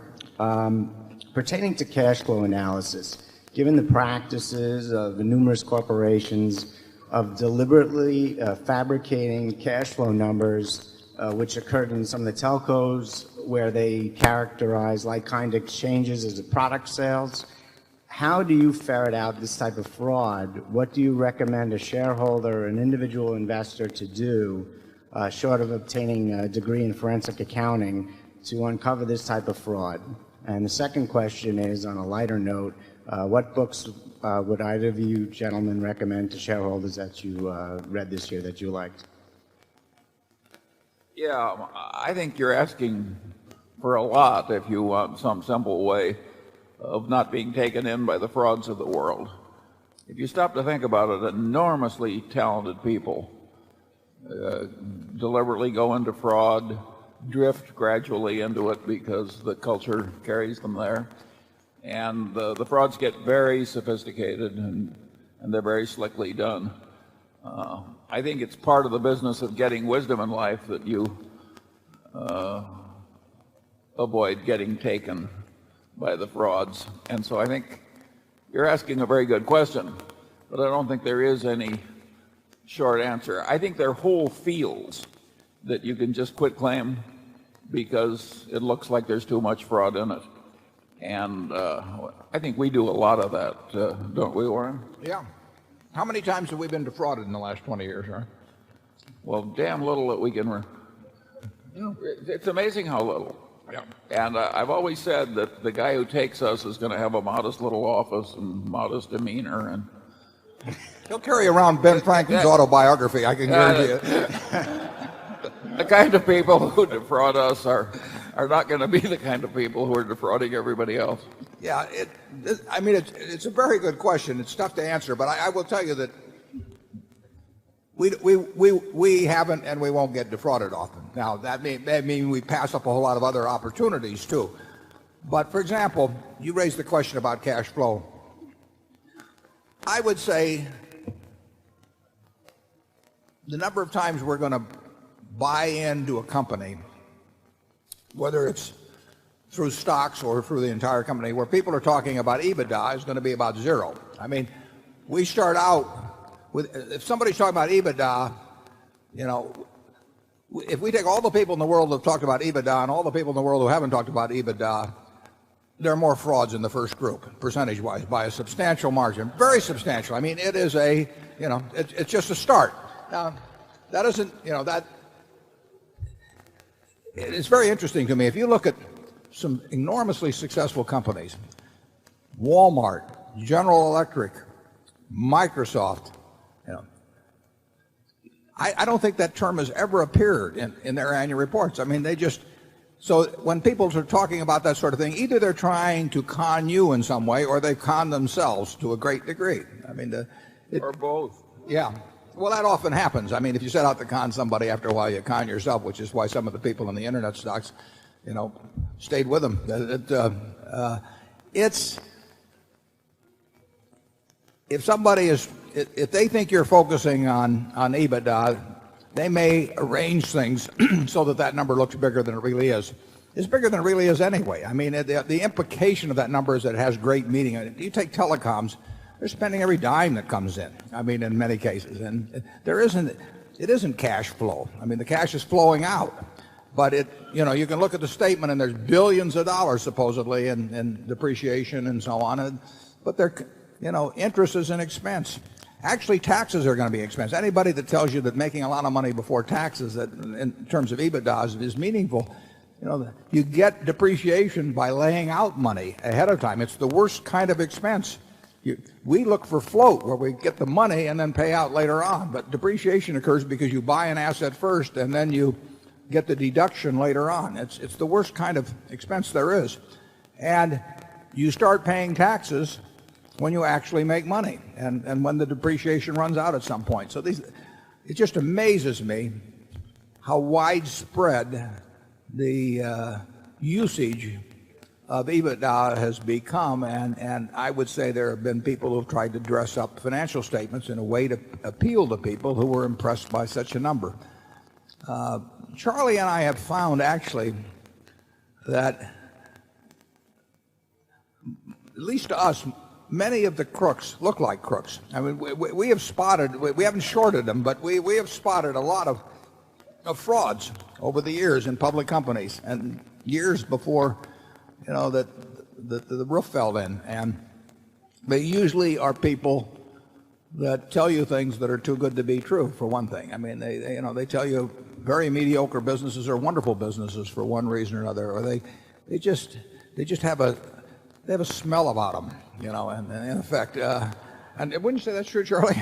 Well, sometimes it's amazingly obvious. Maxwell of England, his nickname was the bouncing check. And 3 weeks before he went under, Solomon was aggressively seeking more business from him, with both Warren and I on the board. It shows how much influence outside directors often have.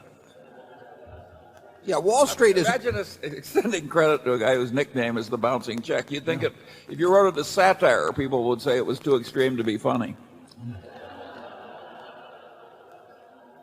We have read, I mean, Charlie and I, it's a hobby keeping track of the Maxwells of the world, and they get, there's a syndrome. I mean, they give off a lot of the same messages. And I mean, Maxwell was a classic case, but they're time after time. Wall Street is no filter against them. Wall Street loves them as long as, you know, as long as they're pushing out securities and the commissions there. Charlie and I could not have stopped Solomon from making a deal with Maxwell, you know, right to the last 30 seconds before he sunk, you know, under the ocean. We didn't stop First Normandy with Lou Simpson and Warren Buffett and Charlie Munger on the board. Yeah, First Normandy was a case of some guy that manufactured a record out in California that he claimed was from owning a bunch of securities, including Berkshire Hathaway. And he was going to go public, and Solomon was courting him, and the record was, you know, it was total baloney. And I think they actually went public for a day or so, and then the SEC pulled it back. Absolutely. They had the offering, and then they canceled it before the money changed hands.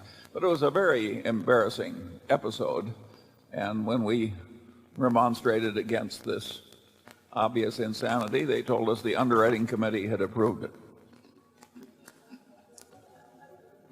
I don't think they changed underwriting committees either. Okay, Zone 8. We're a cheery group up here, aren't we? On the human condition. Greetings from Germany. My name is Norman Rentrop. I'm a shareholder for about 10 years. and I want to thank you, gentlemen, for your long-term performance. I brought you two of my favorite German chocolates. One for you, Mr. Buffett, one for you, Mr. Munger, and I will give them to you tomorrow at the steakhouse. How much do they sell for a pound? I'm just curious. Well, by the way, this is not the chocolate company you wrote to 2 years ago. They were sold about a week ago for a very low price, cigar butt. This can still be picked.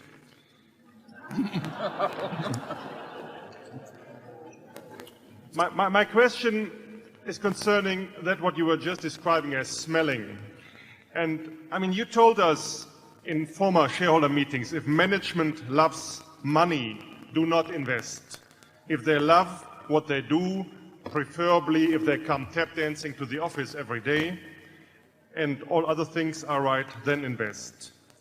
That resonated to me very good with the biblical truth that not money itself, but love for money is the root of all evil. And the principle that once made Prussia the largest of all German kingdoms, namely the ethos of doing a job for its own sake. When you tell us in this year's report that you buy a company after talking to the owners for no more than 90 minutes, I'm wondering what kind of, is it the wisdom of experience, just like you described it, or do you do more background work before talking to the owners for 90 minutes? What's the process like? Do you do background checks, or do you talk to competitors? Do the other people in headquarters do that work for you? How does this whole thing work? Well, it's a very good question, and all of the things you suggest might well make sense. I mean, talking to competitors, talking to ex-employees, talking to current employees, talking to customers, talking to suppliers, all of those things Phil Fisher laid out in a book over 40 years ago, and we have done a fair amount of that over the years. But Charlie would have behaved exactly the same way I did on the company you're referring to. I got a call from Craig Ponzio in December on a Monday. It was about a company that made custom picture frames. I'd never heard of the company before. I'd never heard of Craig before. I didn't talk to him on the phone much more than 15 minutes. He would be here today. His wife became seriously ill, or at least we hope it's not serious, but at least there was a problem last night. But Craig talked to me for maybe 20 minutes, and you can tell when, I mean, it's just all the difference in the world. And he laid out what the custom frame, how the custom frame picture business works. And it's not complicated. I hadn't thought about it for 10 seconds in my whole life up till then. You know, I've had some pictures framed, and I get around. But it's not hard. I mean, if you think about it for 30 seconds, the economics of the industry will sort of make themselves manifest to you. There are 18,000 or so framers in the country. It's a small business.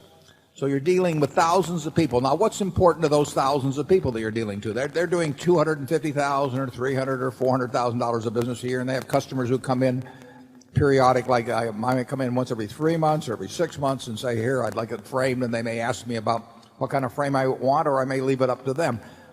It's a service operation to a very great degree.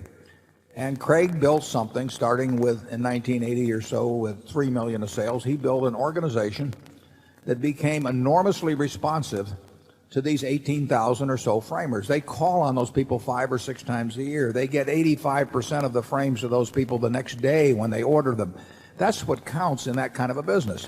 You know, you're not supplying the big three with auto parts. There's all kinds of things that give it a distinctive economic character. Well, Craig told me about that, like I say, in not more than 20 minutes, and he told me the price, and he told me the capital that was employed, and he gave me a few figures.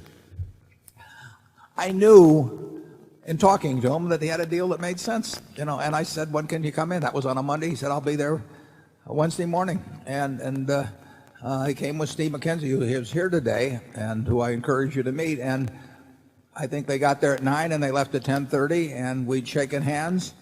I was hoping to see Craig today or tomorrow, but I won't because of this illness. But I haven't seen Craig since. You know, I mean, he got this money. He knew he was making a deal. He had a reason why he wanted to sell it to somebody that would be sure to close, that would be a good owner, where the people who worked there wouldn't be worried because he was leaving. He was leaving with a lot of money, and you know, he wanted to be sure. A lot of people leave with a lot of money and they leave the employees behind and they don't care what happens. But this guy cared, and I could tell that, and that's a big plus with me. So, you know, I have not been to their headquarters yet. I plan to be to their headquarters. Steve, I apologize. But I understand what the business is about. And you can most good businesses, you can understand what they're about in a very few minutes, unless they're a kind of business that you never can understand what they're about. I mean, there are other businesses, if you spent years on them, you still wouldn't understand what the hell's going on. I don't know which American auto company is going to do the best 10 years from now. And if I spent all year talking to dealers for Ford and Chrysler and General Motors, and I talked to suppliers, and I talked to people who are driving their cars, I still wouldn't know anything about what it's going to look like 5 or 10 years from now. But I know that you can't crack our custom picture frame business. I mean, you cannot figure out a way to call on those 18,000 people that are in that business and figure out a way to divert their business to you when you can't offer a frame as good as ours and you can't offer service remotely like ours. So it's a good business. And then and Craig was 100% up. I mean, he told me exactly what he wanted to receive for the business. He wanted cash. You know, that fits us. And there's nothing complicated about it. I mean, you can drag it out for a long time, but what would be the sense of it? I mean, it's just going to make a deal, you're going to make a deal. Charlie? Yeah, if you stop to think about it, the ordinary result when a big publicly held corporation buys another corporation is that maybe 2/3 of the time it's a terrible deal for the buying corporation, and yet the people have taken enormous time doing it. And we've bought all these businesses taking practically no time in doing it, and on average they've worked out wonderfully. Why is that? That's a good question. The answer is we wait for the no-brainers. We're not trying to do the difficult we're things. Equipped for those. And, and we have the patience to wait. And then we're so peculiar that there actually are a good number of businesses in America where they prefer selling to us than to other people. That's very helpful. I just saw a review of a major company that made 10 acquisitions in a recent 5-year period. Every one of those 10 acquisitions was preceded by due diligence and all the baloney they go through, and they probably had an investment banker's book and everything. Not one of the 10 in 2001 lived up or was even close to the expectation of the presentation that was made at the time of purchase. In aggregate, the 10 earned 1/4 of what they were projected to earn in 2001. In other words, the projections were for 4 times the actual earnings. And these were companies with strategic, this is a company with a strategic, acquisition department with loads of people to go over the due diligence, with investment bankers, quote, helping them, end quote, all along the way. And 10 out of 10 failed miserably. And, you have to ask yourself, how can you produce that? Because the world didn't go to hell during that period either. I mean, that was not a time when we went into a Great Depression or anything of the sort. They were buying what was getting sold to them, and it was fulfilling some things that myths that the management had about itself. And managements have many myths about themselves. And it isn't that complicated if you just wait for the fat pitch. And the fat pitch doesn't have to be somebody else doing something dumb or anything like that, because people don't do that. The people that come to us come for a good reason. I mean, they usually want a transaction. They want one they're sure to close. They want, if a deal is made, and they want one that will leave the people happy that are at the business. When it was announced at Johns Manville, I believe that Berkshire was the buyer. I understand there was a standing ovation, and I've seen it at, whether it's Jordan's or Star Furniture. People are concerned. If you've been working at a company for 20 years and you know that the owning family is getting older and has some problems to take care of. Believe me, they talk in the hallways about that. What's going to happen when, the family sells the place? And people worry about that. And to have an answer for them so that they all sleep the night that it's announced that the business has changed hands means a lot to some owners. And it doesn't mean anything to other owners. I don't think we've ever bought a business from a financial operator. Can you think of any, Charlie? I can't think of one. No. Somebody once defined hell in a legal system as a place with endless due process and no justice, and we're getting close. And similarly, in the corporate world, if you have endless due diligence and no horse sense, you've just described a corporate hell, at least for the people who own the business. Go back to Zone 1. Oh, I'm sorry. Excuse me 1 second. We have, Mark, do we have a number of people in the music hall that, pardon me? Yes. Oh. Do we have somebody at Zone 9? Yes. Okay. Mr. Buffett, my name is Luke Nosek from Palo Alto in California. The first thing I'd like is just to thank you for saving my shirt from the internet stocks for the last few years. And actually, it's not quite true. I lost my shirt, but you did save my underpants. I bought the stock in late 2000. And it's actually not just been about the stock. It's been about learning from you and your investment philosophy and your character. It's very inspiring in the beginning of my professional life to have a mentor like that. And I would love to.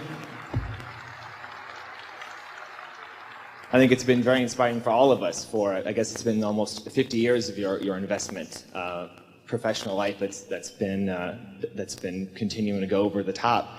I'd love for that to continue for a long time. I'd love to see the next 50 years. And I don't know if that's possible given current medical technology, but I have some friends in biotech who have been involved in companies that do something called cryonic suspension, and I'm curious if you've heard of it. It's the process of, or looked into it, it's the process of freezing people as they're dying, and just don't do it too early with me. It's actually legally after they pass away. But even if the chances of it working are very small and the discount rate is huge over a long period of time, I'd wonder if you looked into it, if you would consider or think about that possibility. And again, thank you for your service and all the lessons for the last 50 years. I wonder what you think about that. Well, I appreciate the suggestion, and there probably isn't much downside to it. It takes a lot of electricity to keep you frozen through all eternity. Well, that's okay. We get our electricity wholesale at Mid-American. Now, we are for anything that extends our productive year. I must say, at 71, I can't recall ever having any more fun than I'm having now. And I think Charlie seems to be in pretty good spirits too. So we are lucky to be in the business we're in. I mean, just imagine, if we'd been halfway athletic or anything like that, where you essentially you're limited by age. But there's really there are no problems in this business. I mean, as long as I can kind of lift the phone up and hear Craig on the other end, or if I can't hear him, I get him to tell to Charlie and he can relay it on to me. It's a very easy business to conduct throughout your life, and we're fortunate that way. Zone 10, do we have anybody? Good morning. My name is Pamela Harrington, and I live here in Omaha, Nebraska. And my question concerns your investment in Fruit of the Loom. Could you talk about how that investment fits in with your philosophy about turnaround situations and your preference for businesses that have barriers to entry? Thank you. Yeah. Well, Fruit of the Loom got in trouble for two reasons. One is they borrowed too much money. They borrowed about $1.2 billion, and actually it went something beyond that because they were engaging some other transactions that were off balance sheet and so on. So it was a company that in a financial sense, was out of control. Simultaneously with that, they had a lot of operating problems too. But we were not going to inherit the capital structure, and we were not going to inherit the management that had caused the operating problems. But much to our pleasure, we were going to inherit a management that had done an incredible job in running the business for a long time prior to the sins of the recent period. And we made a condition. I don't think there's probably ever been a condition made to a bankruptcy court or a proposal where we said our offer is not contingent on financing. It's not contingent on, if war breaks out, our offer is still good and everything else. But we did make a contingent on John Holland being available to run the business, because John had done a sensational job of running the business before the difficulties of the excess leverage and operating insanities. And he was willing to come back, which was very important to us. And Fruit of the Loom has, I don't know, between 40 and 45% of the men's and boys market. It's a product that has a deserved quality image. It's accepted in a big way by very important retailers who were disturbed by things that took place prior to and early in the bankruptcy, but who love the idea of having a product like Fruit of the Loom in their stores. And it's a very low-cost producer of a very basic product. So it fits us very well. And now the management can just simply worry about building the brand and running plants as efficiently as possible. And there's been some rearrangement of plants, as has happened throughout many things connected with textiles. But it's an absolutely first-class business, and we'd like to get a little more share in the women's market. We'd like to get a little more share in the men's and boys market too. But it's made to order for us. But it's only made to order with the present management. If we'd had to take on the management that was there for a few years, we wouldn't have bought it for $1. It would have been a disaster, and it was a disaster for a while. But fortunately, it's a little like Geico in the mid-70s. I mean, Geico was a marvelous company that got mismanaged in a big way for a while. But its fundamental advantages were there throughout the period, and what you had to do was get rid of the mismanagement and get back to the basics. Charlie? Yeah, I don't have anything on that subject, but I neglected to answer the question about what books would we recommend. The two books that I recommend this year were both sent to me by Berkshire shareholders who thought I might like them, and boy, were they right. The first is called Ice Age, which is a description of the past history of glaciation in the last few 100,000 years and how they figured out what had happened and why it had happened. And I think it's the best book of scientific explanation I have ever read. It's been published in England, and it's going to be published in the United States this fall. And the airport has like 20 copies, T.D. Waterhouse, which they did by scrounging all of Canada. And so I recommend that book to you, but a lot of you are going to have to wait for the fall, I think. The other book was How the Scots Have Helped Create the Modern World. That's a subject that always interested me, how a tiny, poor little population of Celtic people had such a huge favorable impact on the world, starting from poverty. And of course, it's related to the Irish, who were a similar ethnic strain with a different religion. And it was a marvelous book, and I forget the author's name, but I recommend both of those books to all of you. Yeah, I'll recommend a book which may sound a little self-serving, but nevertheless, I think this group, many of you would enjoy reading about the Berkshire managers. And Bob Miles has brought out a book, and it tells about the people who are handling your capital.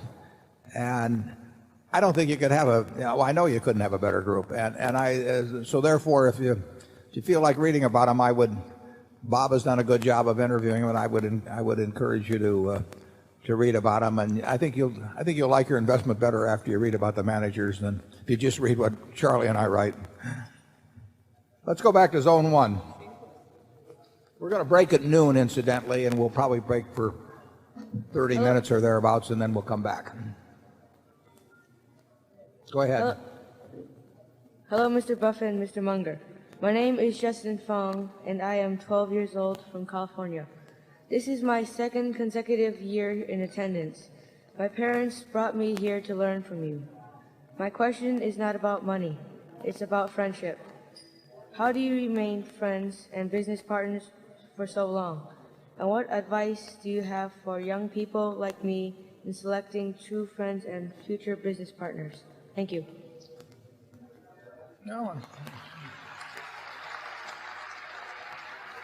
Well, when Charlie and I met in 1959, we were introduced by the Davis family, and they predicted that within 30 minutes we would either not be able to stand each other or we'd get along terrifically. And that was a fairly insightful analysis, actually, by the Davises, because you had two personalities that both had some tendencies toward dominance in certain situations. But we hit it off. We have disagreed, but we have never had an argument that I can remember at all in 43 years. And yet we both have strong opinions, and they aren't the same strong opinions at times. But the truth is, we've had an enormous amount of fun together. We continue to have an enormous amount of fun. And nothing will change that, basically. It may have worked better because he's in California and I'm in Omaha. I don't know. I'll let Charlie comment on it. Well, that's a wonderful question you've asked, because Warren and I both know some very successful businessmen who have not one true friend on earth, and rightly so. That's true. And that is no way to live a life. And if by asking that question you're asking, how do I get the right friends, you are really onto the right question. And when you get with the right friends, if you've worked hard at becoming the right sort of fellow, I think you'll recognize what you have, and then all you have to do is hang on. Yeah. The real question, is what do you like in other people? I mean, what do you want from a friend? And if you'll think about it, there's certain qualities that you admire in other people, that you find likable, that you and cause you to want to be around certain people. And then look at those qualities and say to yourself, which of these is it physically or mentally impossible for me to have? And the answer will be none.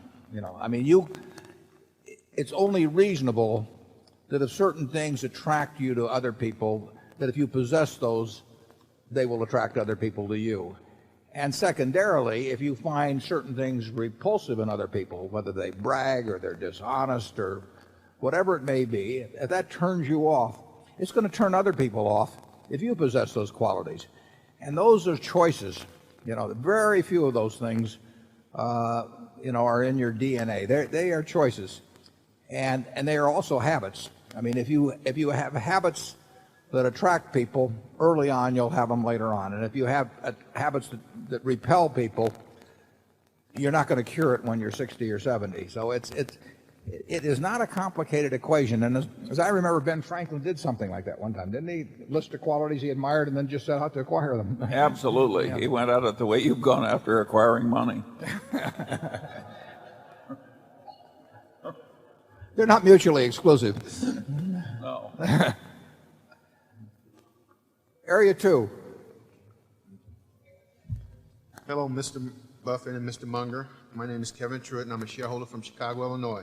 This question is for you, Mr. Buffett and Mr. Munger. Mr. Buffett, I followed your career since I first read about you in the first edition of the Forbes 400 that came out in '82. Reading your profile also led me to Ben Graham's book, The Intelligent Investor. Since that time, I have followed the careers of I have also followed the careers of other successful investors such as Walter Schloss, Bill Ruane, Richard Rainwater, Robert Bass, and Edward Lampert.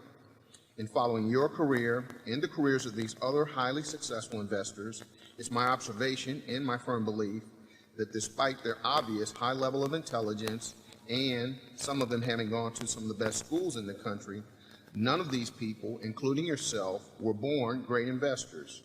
Every one of these, including yourself, learned to be a great investor. Graham learned from his experience. You, Bill Ruane, Walter Slosh, learned from Graham. Richard Rainwater learned from you, Phil Fisher, and Charlie Allen, and from reading Graham. Robert Bass and Ed Lampert learned from Richard Rainwater, and most likely from reading Graham and Fisher as well. These observations lead me to the conclusion that despite intellectual brilliance, although that probably helps, I've come to the conclusion that great investors are made, not born. Do you and Mr. Munger agree with this conclusion? If so, why? If not, why not? And if you do agree, what things would you recommend that someone do if they wanted to become a great investor? Also, what mental attributes do you think a person should have if they want to try to become a great investor? Thank you very much. Yeah, I largely agree with what you said. I would say that I don't know to what extent an ability to detach yourself from the crowd, for example. I don't know to what extent that's innate or to what extent that's learned, but that's a quality you need. I would agree totally with you that a great IQ is not needed. I mean, you do not have to be terrifically smart to do well as an investor at all. I would say you're 100% right that I learned from Graham first in a very, very big way, and I learned something additionally from Phil Fisher, and I learned a lot from Charlie. And the proof is in my record, actually. From 11 to 19, I was reading Garfield Drew and Edwards and McGee and all kinds of, I read every book, Gerald M. Loeb. I read every book there was on investments, and I didn't do well at all. And I had no real investment philosophy. I had a lot of things I tried. I was having a lot of fun. I wasn't making any money. And I read Ben's book in 1949 or 49 when I was at the University of Nebraska, and that actually just changed my whole view of investing. And really, it basically told me to think about a stock as a part of a business. Now, that seems so obvious. You can say, that why should you regard that as the Rosetta Stone? But it is a Rosetta Stone in a sense. Once you crank into your mental apparatus that you're not looking at things that wiggle up and down on charts or that people send you little missives on, saying buy this because it's going up next week or it's going to split or the dividend's going to get increased or whatever. But instead you're buying a business that you've now set a foundation for going on and thinking rationally about investing.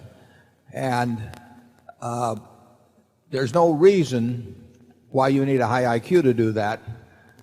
There's no reason why you have to be born in some way. I do think there's certain manners of temperament that may be innate, and they may be learned, they may be intensified by experience as you go on, partially innate, but then reinforced in various ways by your experience as you go through life. But that's enormously important. You have to be realistic. You have to just define your circle of competence accurately. You have to know what you don't know and not get enticed by it. You have to have an interest in money, I think, or you won't be good at investing. But I think if you're very greedy, it'll be a disaster because that will overcome rationality. But I think the same books I read and really molded how I thought about businesses and investing. I think that they're just as valid now. I haven't seen anything in the last 25 years, and I glanced through most of the books anyway. I've seen nothing to improve on Graham and Fisher in terms of the basic approach of going about investing, which is to think about stocks as businesses and then think about what makes a good business. And really that's all there is to investing and having a margin of safety, which Ben talks about, and so on. It's not a complicated process, but it definitely requires discipline. It requires insulating yourself from popular opinion. You simply cannot, you can't pay any attention to it. It just doesn't mean anything. So you can't, the idea of listening to lots of people tell you things and all that, it's just a waste of time. And you'd be better off just sitting and thinking a little bit. I mean, there were no analyst reports on custom frame makers. It just doesn't, and they wouldn't have been any good anyway. You have to think, but you have to think about them as in terms of their business characteristics and what they can earn on capital employed and that sort of thing. I would just read I would read the Graham and the Phil Fisher books and then read lots of annual reports, think about businesses, and try and think about which businesses you understand and which you don't understand. And you don't have to understand them all. Just forget about the ones that you don't understand. Charlie?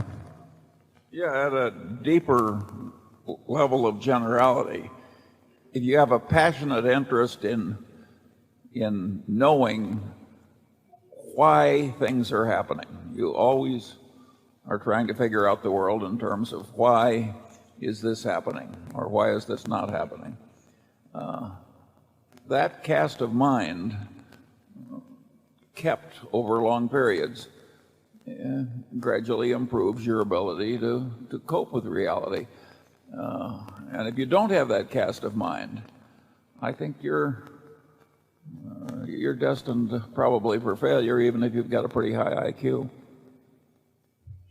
Yeah, I would say we've seen relatively little correlation between investment results and IQ. I mean, not that there are a whole bunch of people out there with 80 IQs that are knocking, the cover off the ball, but there are all kinds of people with high IQs that get no place. And it's probably, in a sense, it's more interesting to look at why people with high IQs don't succeed and then sort of cast out those factors and see if you can cast them out in yourself and leave a residual that will work. Because if it's like Charlie always says, all I want to know is where I'm going to die, so I'll never go there. So if you study the people who die financially, with high IQs and say, why do they die? You'll see certain overwhelming characteristics that are present in most of the cases.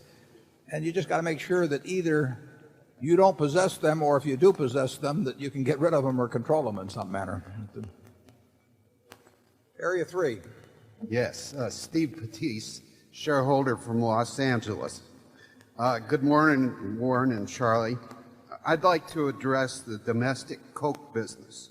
It seems to me that Coke has been pulling back from what former great CEO Robert Gazzetta often said, and I paraphrase, we can't control what soft drinks people buy at retail, but in public venues, including food service, we can control that. We've all heard about the marquee losses that Coca-Cola has had, such as the NFL, United Airlines, and emerging restaurant brands like Baja Fresh, Mexican Grill. But they're also losing contracts with major or minor league baseball, college, and high school venues. Furthermore, it's my understanding that our competitor PepsiCo has been the fastest growing domestic beverage company for 3 consecutive years. My question is, has Coke's vision changed, and is my perception that the domestic fountain division has lost their way correct? Yeah, no, I would not say that's correct, but I understand the reason for the question, because there is the question always of the marquee type accounts. I mean, the truth is, either of the 2 major colas that are going to be sold and associated with, say, the Olympics or Disney World or whatever it is going to lose a lot of money, if only directly thought of in terms of those contracts.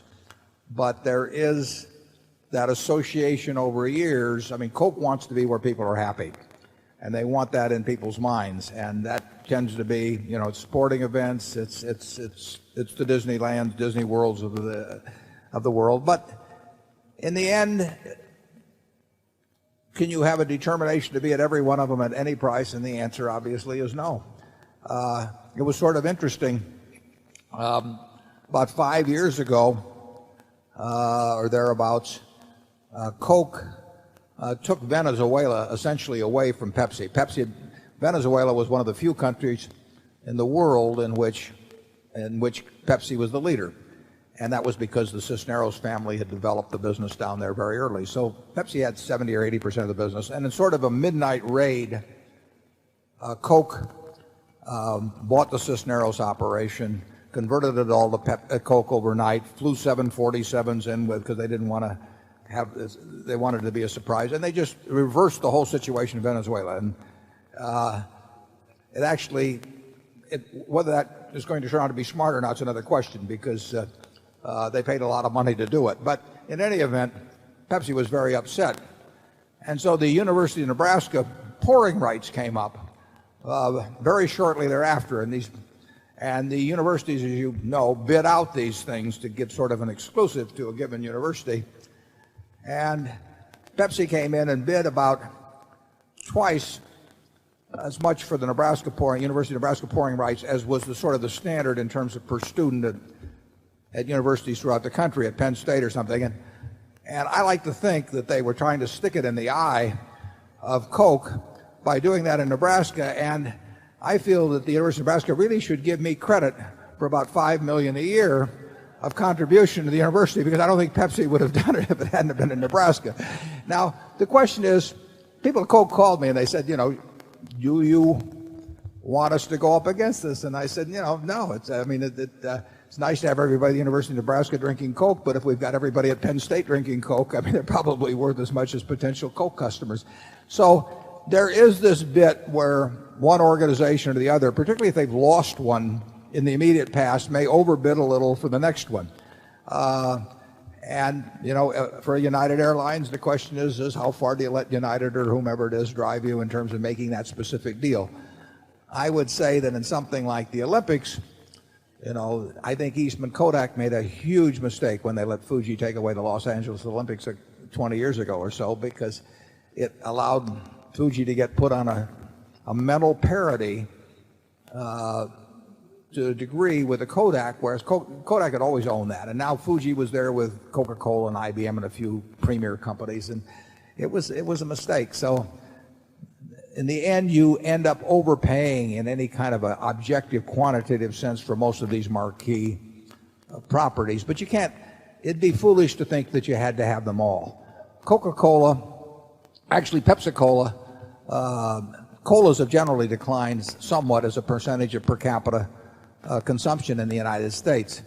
And Pepsi-Cola has lost considerably more than Coke. What has kept Pepsi doing well basically is Mountain Dew. Mountain Dew has been a very successful product for Pepsi, and that has gained share in carbonated soft drinks. Carbonated soft drinks, the average person in this room drinks 64 ounces of liquid a year. Carbonated soft drinks are just under 30% of that. And beer and milk are each about 11 or 12%. They're both down from 10 years ago. Carbonated soft drinks are up substantially. Bottled water is up somewhat, but the only two categories that are really up are carbonated soft drinks from 10 years ago and bottled water. Coffee's down significantly. You think Starbucks has done a lot, but coffee just keeps going down and down and down. If you look at Coke, of the almost 30% of liquids consumed in the United States, they have about 43% of the 30 in their arena. So you're talking 13% of all liquids, tap water, everything else that the American people drink is a Coca-Cola product. And it's off a couple tenths of 1% from the high, but it's higher than 5 years ago. It's higher than 10 years ago. And actually in the first quarter, it did quite well too. So I think there's been I'm sure there's been no loss of marketing vigor. Doug Daft is a marketer at heart. He comes from he's put together the same way as along the same lines as Don Keel. There'll never be another Don Keel, but Doug is the same type of guy. He's in tune with the product. And if I had to bet, I would bet the market share of Coke in terms of both carbonated soft drinks and actually in terms of water. I mean, the gains in Dasani last year were like 95%. In the first quarter, they were about 60%. Those are huge gains. And Pepsi got an earlier start with Aquafina, but Coke has almost closed that gap. Coke is a very, very powerful marketing organization. Sold 0.7 billion cases. There's nothing like it in the world, and I do not think they've lost their focus or drive in any way whatsoever. Charlie? I've got nothing to add. Might try vanilla Coke too. It'll be out next month. Area 4. Good morning, Mr. Buffett, Mr. Munger. My name is Jerry McLaughlin. I'm from San Mateo, California. First, I just want to thank you for all the effort you put into the annual reports, the letters, and these conversations. I've learned a lot, and they're terrific, which is why I'm here from half a country away. Thank you.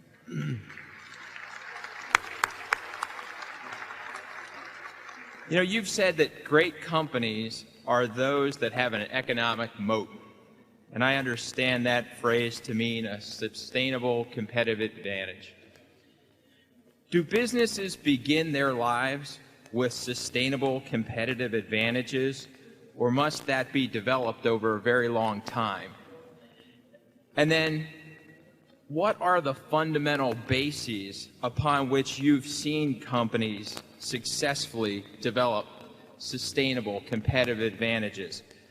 Of those, which do you think is the most enduring and which is the least? Well, sometimes they can develop it very quickly. I mean, I would say that Microsoft, in terms of the operating system, that was a relatively quick development. But that was an industry that was exploding and things were changing very fast. On the other hand, if you go back to See's Candy, which started in 1921, there is no way you could build a sustainable competitive advantage, at least that would be recognizable in times measured shorter than decades. I mean, you opened up one shop at a time and nobody had heard of you originally, and then a few people did. And boxed chocolates were something that people may have bought once or twice a year for holiday occasions or whatsoever. So you weren't going to embed yourself in the minds of Californians in 1 or 2 or 5 years just because you were turning out an outstanding box of chocolates. So it depends on the way the industry itself is developing. Walmart has done a fabulous job an incredible job in quite a short period of time. But even they took it in the small towns and they progressed along and refined their techniques as they went. But I would say that there could be things in new industries. I would say with NetJets, we have a sustainable competitive advantage, and that's an industry that was only originated in 1986 when Rich Santulli got the idea, and it was in its total infancy for a good many years after that. But what he has built is building and fortifying is that sustainable competitive advantage. But it depends very much on the industry you're in. And I mean, Coca-Cola, 1886, Jacobs Pharmacy, Atlanta, Georgia, John Pemberton came up with the product. Did he have a sustainable competitive advantage that day? If he did, he blew it because he sold the place for $2,000 today. He's a gambler. He did, and it took decades, thousands of competitors over that time, and but they were painting one barn at a time and designing one Saturday Evening Post ad at a time, and all of that, and Pebbles, around the world in World War II. General Eisenhower went to Mr. Woodruff and he said, I want a Coke within the arm's length of every American serviceman. He said, I want something to remind him of home. And so he built a lot of bottling plants for Coke around the world. And that was a huge impetus, but that was what, 60 years or so after the product was invented. So it takes a long time in certain kinds of products, but I could see certain areas of the world where a huge competitive advantage was built in a very short period of time. I would say that probably in terms of animated feature-length films, for example, Walt Disney did that in after Snow White and a few more. It took him a while till he could cash in on it, but it became Disney and nobody else in that field for quite a while, and fairly quickly. Charlie? Yeah, there are a lot of different models that create a sustainable competitive advantage, and there are also some models of where you can lose it very fast.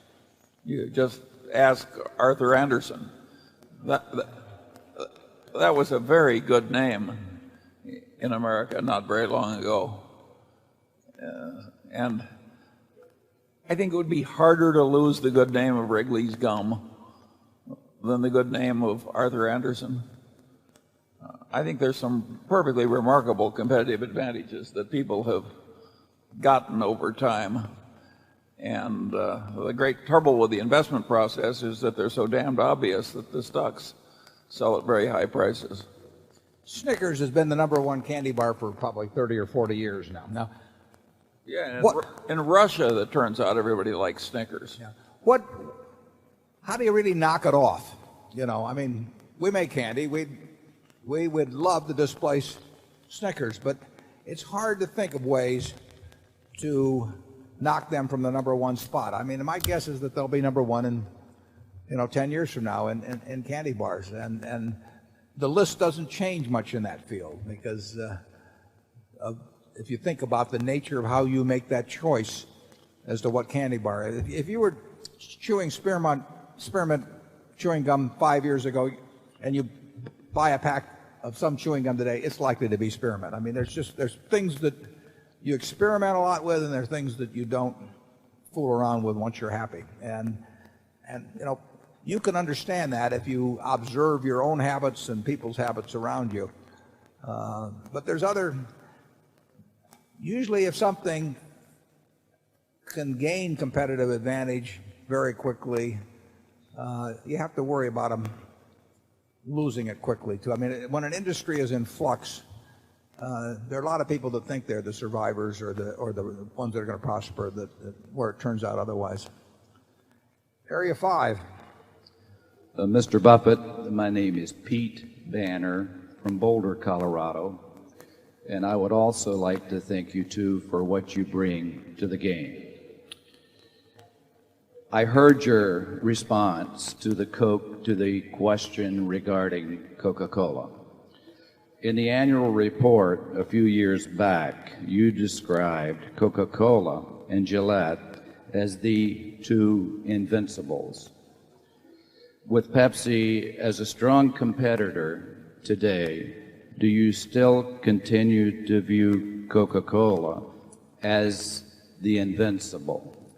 Additionally, with respect to American Express Company, with last year's financial results at American Express, how do you now view American Express?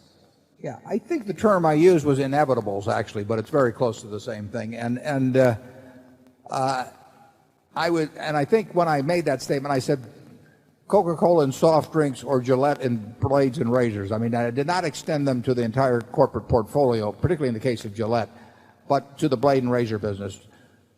Gillette now has 71% by value of the blade and razor business in the world. Just think of that. I mean, 71%. Here's a product that everybody knows what it does. They know how to make, they know where it's sold. They know that it's a high margin business. I mean, it isn't like the world, or the capitalist world's unaware of the money that could be made if they could knock off Gillette, but they can't knock off Gillette, and it's 71%. And that's a little higher percentage than when I wrote about it. Actually, Coca-Cola's worldwide market share is a little higher now than it was when I wrote that 5 years ago. And I would say that 5 or 10 years from now, I would be amazed if Gillette or Coca-Cola have lost market share in their respective fields. Coca-Cola sells half, roughly, of the soft drinks in the world, and soft drink consumption per capita goes up basically every year, and the per capitas go up. I mean, the capitas go up every year also. So you get these gains. Maybe they're 3% or 5% in units or 4%, was 5% in the first quarter, but it was poorer than that. I think it was 3% last year. But you know, when you have half the world, and the world's population is growing at a little under 2%, and you're getting 3 or 4% from something that's as pervasive as soft drinks, you know, you're doing all right. And it was crazy, in my view, for people to think that earnings can grow 15 or 18% a year in a business where you have half the world's business, and units are going to grow fine, but they're not going to grow anything like 15 or 12% or 10%. The Coca-Cola business has done fine. People went crazy in terms of valuing some of these businesses a few years back, and I think we had some cautionary language in there generally about the valuations at which the businesses sold. But the businesses, 71% in blades and razors, there's some countries where it's 90. In the U.S. it's also about 70%. Those are huge market shares of something people use every day. In this country, it's a little over 8 ounces per day, actually more like 9.5 ounces per day for every man, woman, and child in the United States out of the 64 ounces they drink. Well, you're not going to have galloping percentage increases from that arena, but the company's made basically good progress. People got carried away from the stock, and I would argue that they may have gotten encouraged a little bit too much by not only Wall Street but even by company pronouncements in terms of possibly attainable gains.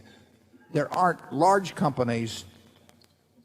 There may be one someplace somehow very large now that will grow at 15 or 18% a year, but it just isn't in the cards in the world, and we don't want anybody to think Berkshire could do that either, because we can't do it from a very large base. The world doesn't allow that, but it does allow making reasonable progress, and certainly Coke and Gillette in those areas where I said they were inevitable have done very well. Gillette has not done as well with acquisitions, as is clear. I mean, the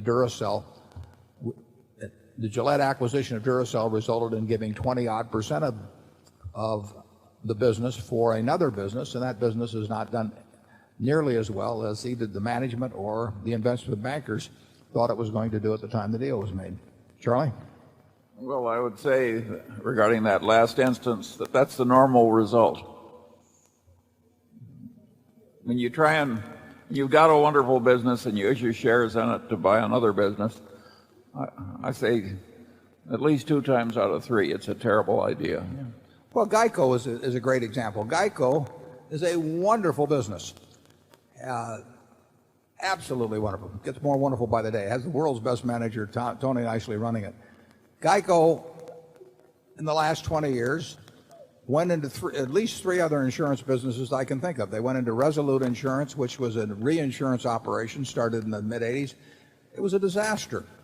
They went into 2 others, Southern something or other, and another one that started with an M. I don't know why in the hell they would go into them. I mean, they had a great insurance business, and there aren't that many great insurance businesses, and neither one of those amounted to anything. I think they sold them off at some point. But why would you have an absolutely wonderful business and start one and buy 2 others that are obviously mediocre, where you bring nothing to the party, but management's it's very human to want to do that. It's no great sin that the Geico management did it, because we see it happen time after time after time. I can tell you this, Charlie and I have no urges like that. I mean, we want to buy easy things. We do not have to prove our manhood by doing something terribly difficult. And I think a lot of managements feel that necessity. They've got a wonderful business. The cigarette companies did that. Cigarette companies had these great businesses, and it irritated them that they liked to think they were business geniuses, and so they would go out and buy other things, and those other businesses generally did not do that well. I'm not saying they should have been in the cigarette business in the first place, but they were not business geniuses because they got to make a lot of money selling an addictive product. That did not make them business geniuses, and so they wanted to prove it other ways, and they bought businesses and fell on their face in many cases. Charlie, do you have any more to add on cigarette company? No, but I think a lot of people rise to the top in publicly held corporations who come up in sales or engineering or drug development or what have you. And it's natural to assume once you're sitting in the top chair that now you know pretty much everything, or at least how to get wisdom out of this wonderful staff and all these outside advisors that are now available to you. And so I think it's very natural that perfectly terrible acquisition decisions get made, I'd say more often than not. Area 6. We're going to break in about 5 minutes. In fact, we'll do this question and we'll break. Okay, my name's Paul Tomasic from Illinois. I'd like to talk about your thinking, if you don't mind. In the Fortune magazine article that you sent to all the shareholders, you referenced a practice by Darwin that when he found something that was contrary to his established conclusions, he quickly wrote it down because the mind would have pushed it out. And if you read The Origin of Species, Darwin's very careful to avoid fooling himself. He very carefully asks and answers the hard questions. It's a feedback mechanism, and you've picked up on one of his feedback mechanisms to avoid fooling yourself. So the two questions are this. If you model how you think, Charlie thinks, how physicists think, how mathematicians think, you see the same pattern. You want to use logic. You're dedicated to logic, but logic's not enough. You have to avoid fooling yourself. So you build feedback mechanisms. So the first question is, do you see it that way? That you're thinking just like mathematicians, physicists, and some of the other exceptional businessmen by being logical and being careful to have feedback mechanisms. And the second question is about other feedback mechanisms. Your partnership sitting next to you is a great feedback mechanism. It's hard to fool yourself when you partner with Charlie Munger. Right. This meeting's a feedback Hard to fool him, too. But that's not an accident. The meeting on one level is a feedback mechanism. The way you attack the annual report letter is a feedback mechanism. So could you comment, both of you, on other feedback mechanisms you developed? Thank you. Well, you've come up with two very good ones. I mean, there's no question that Charlie will not accept anything I say because I say it, whereas a lot of other people will. You know, I mean, it's just the way the world works. And it's terrific to have a partner who will say, you know, you're not thinking straight. Doesn't happen very often. There's no question the human mind, that what the human being is best at doing is interpreting all new information so that their prior conclusions remain intact. I mean, that is a talent everyone seems to have mastered. And how do we guard ourselves against it? Well, we don't achieve it perfectly. I mean, Charlie and I have made big mistakes because, in effect, we have been unwilling to look afresh at something. You know, that happens. But we do have, I think the annual report is a good feedback mechanism. I think that reporting on yourself, and particularly if you can report honestly, whether you do it through an annual report or do it through some other mechanism, is very useful. But I would say a partner who is not subservient and who himself is extremely logical, you know, is probably the best mechanism you can have. And I would say that on the contrary, to get back to looking things you have to be sure you don't fall into, I would say the typical corporate organization is designed so that the CEO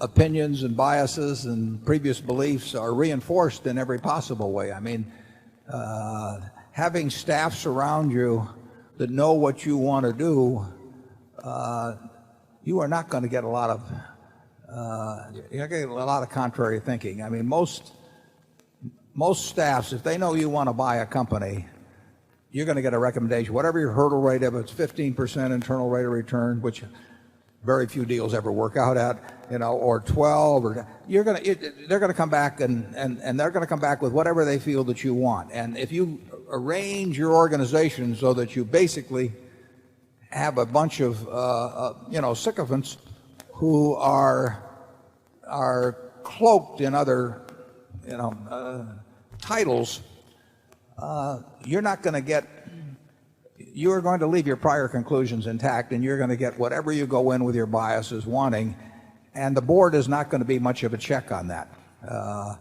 I've seen very, very few boards that can stand up to the CEO on something that's important to the CEO and just say, you know, you're not going to get it.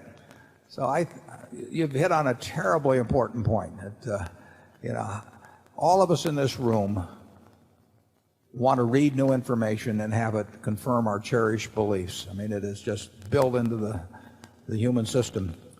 And that can be very expensive in the investment and business world. And like I say, I think we've got a pretty good system.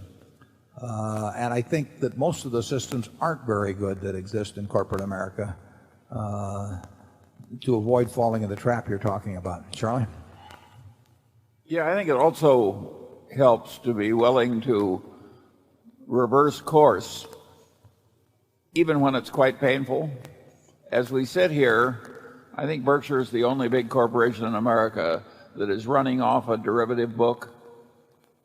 And we originally made the decision to allow the General Re derivative book to continue. It's a very unpleasant thing to do, to reverse that decision, yet we're perfectly willing to do it. Nobody else is doing it, and yet it's perfectly obvious, at least to me, that to say that derivative accounting in America is assumed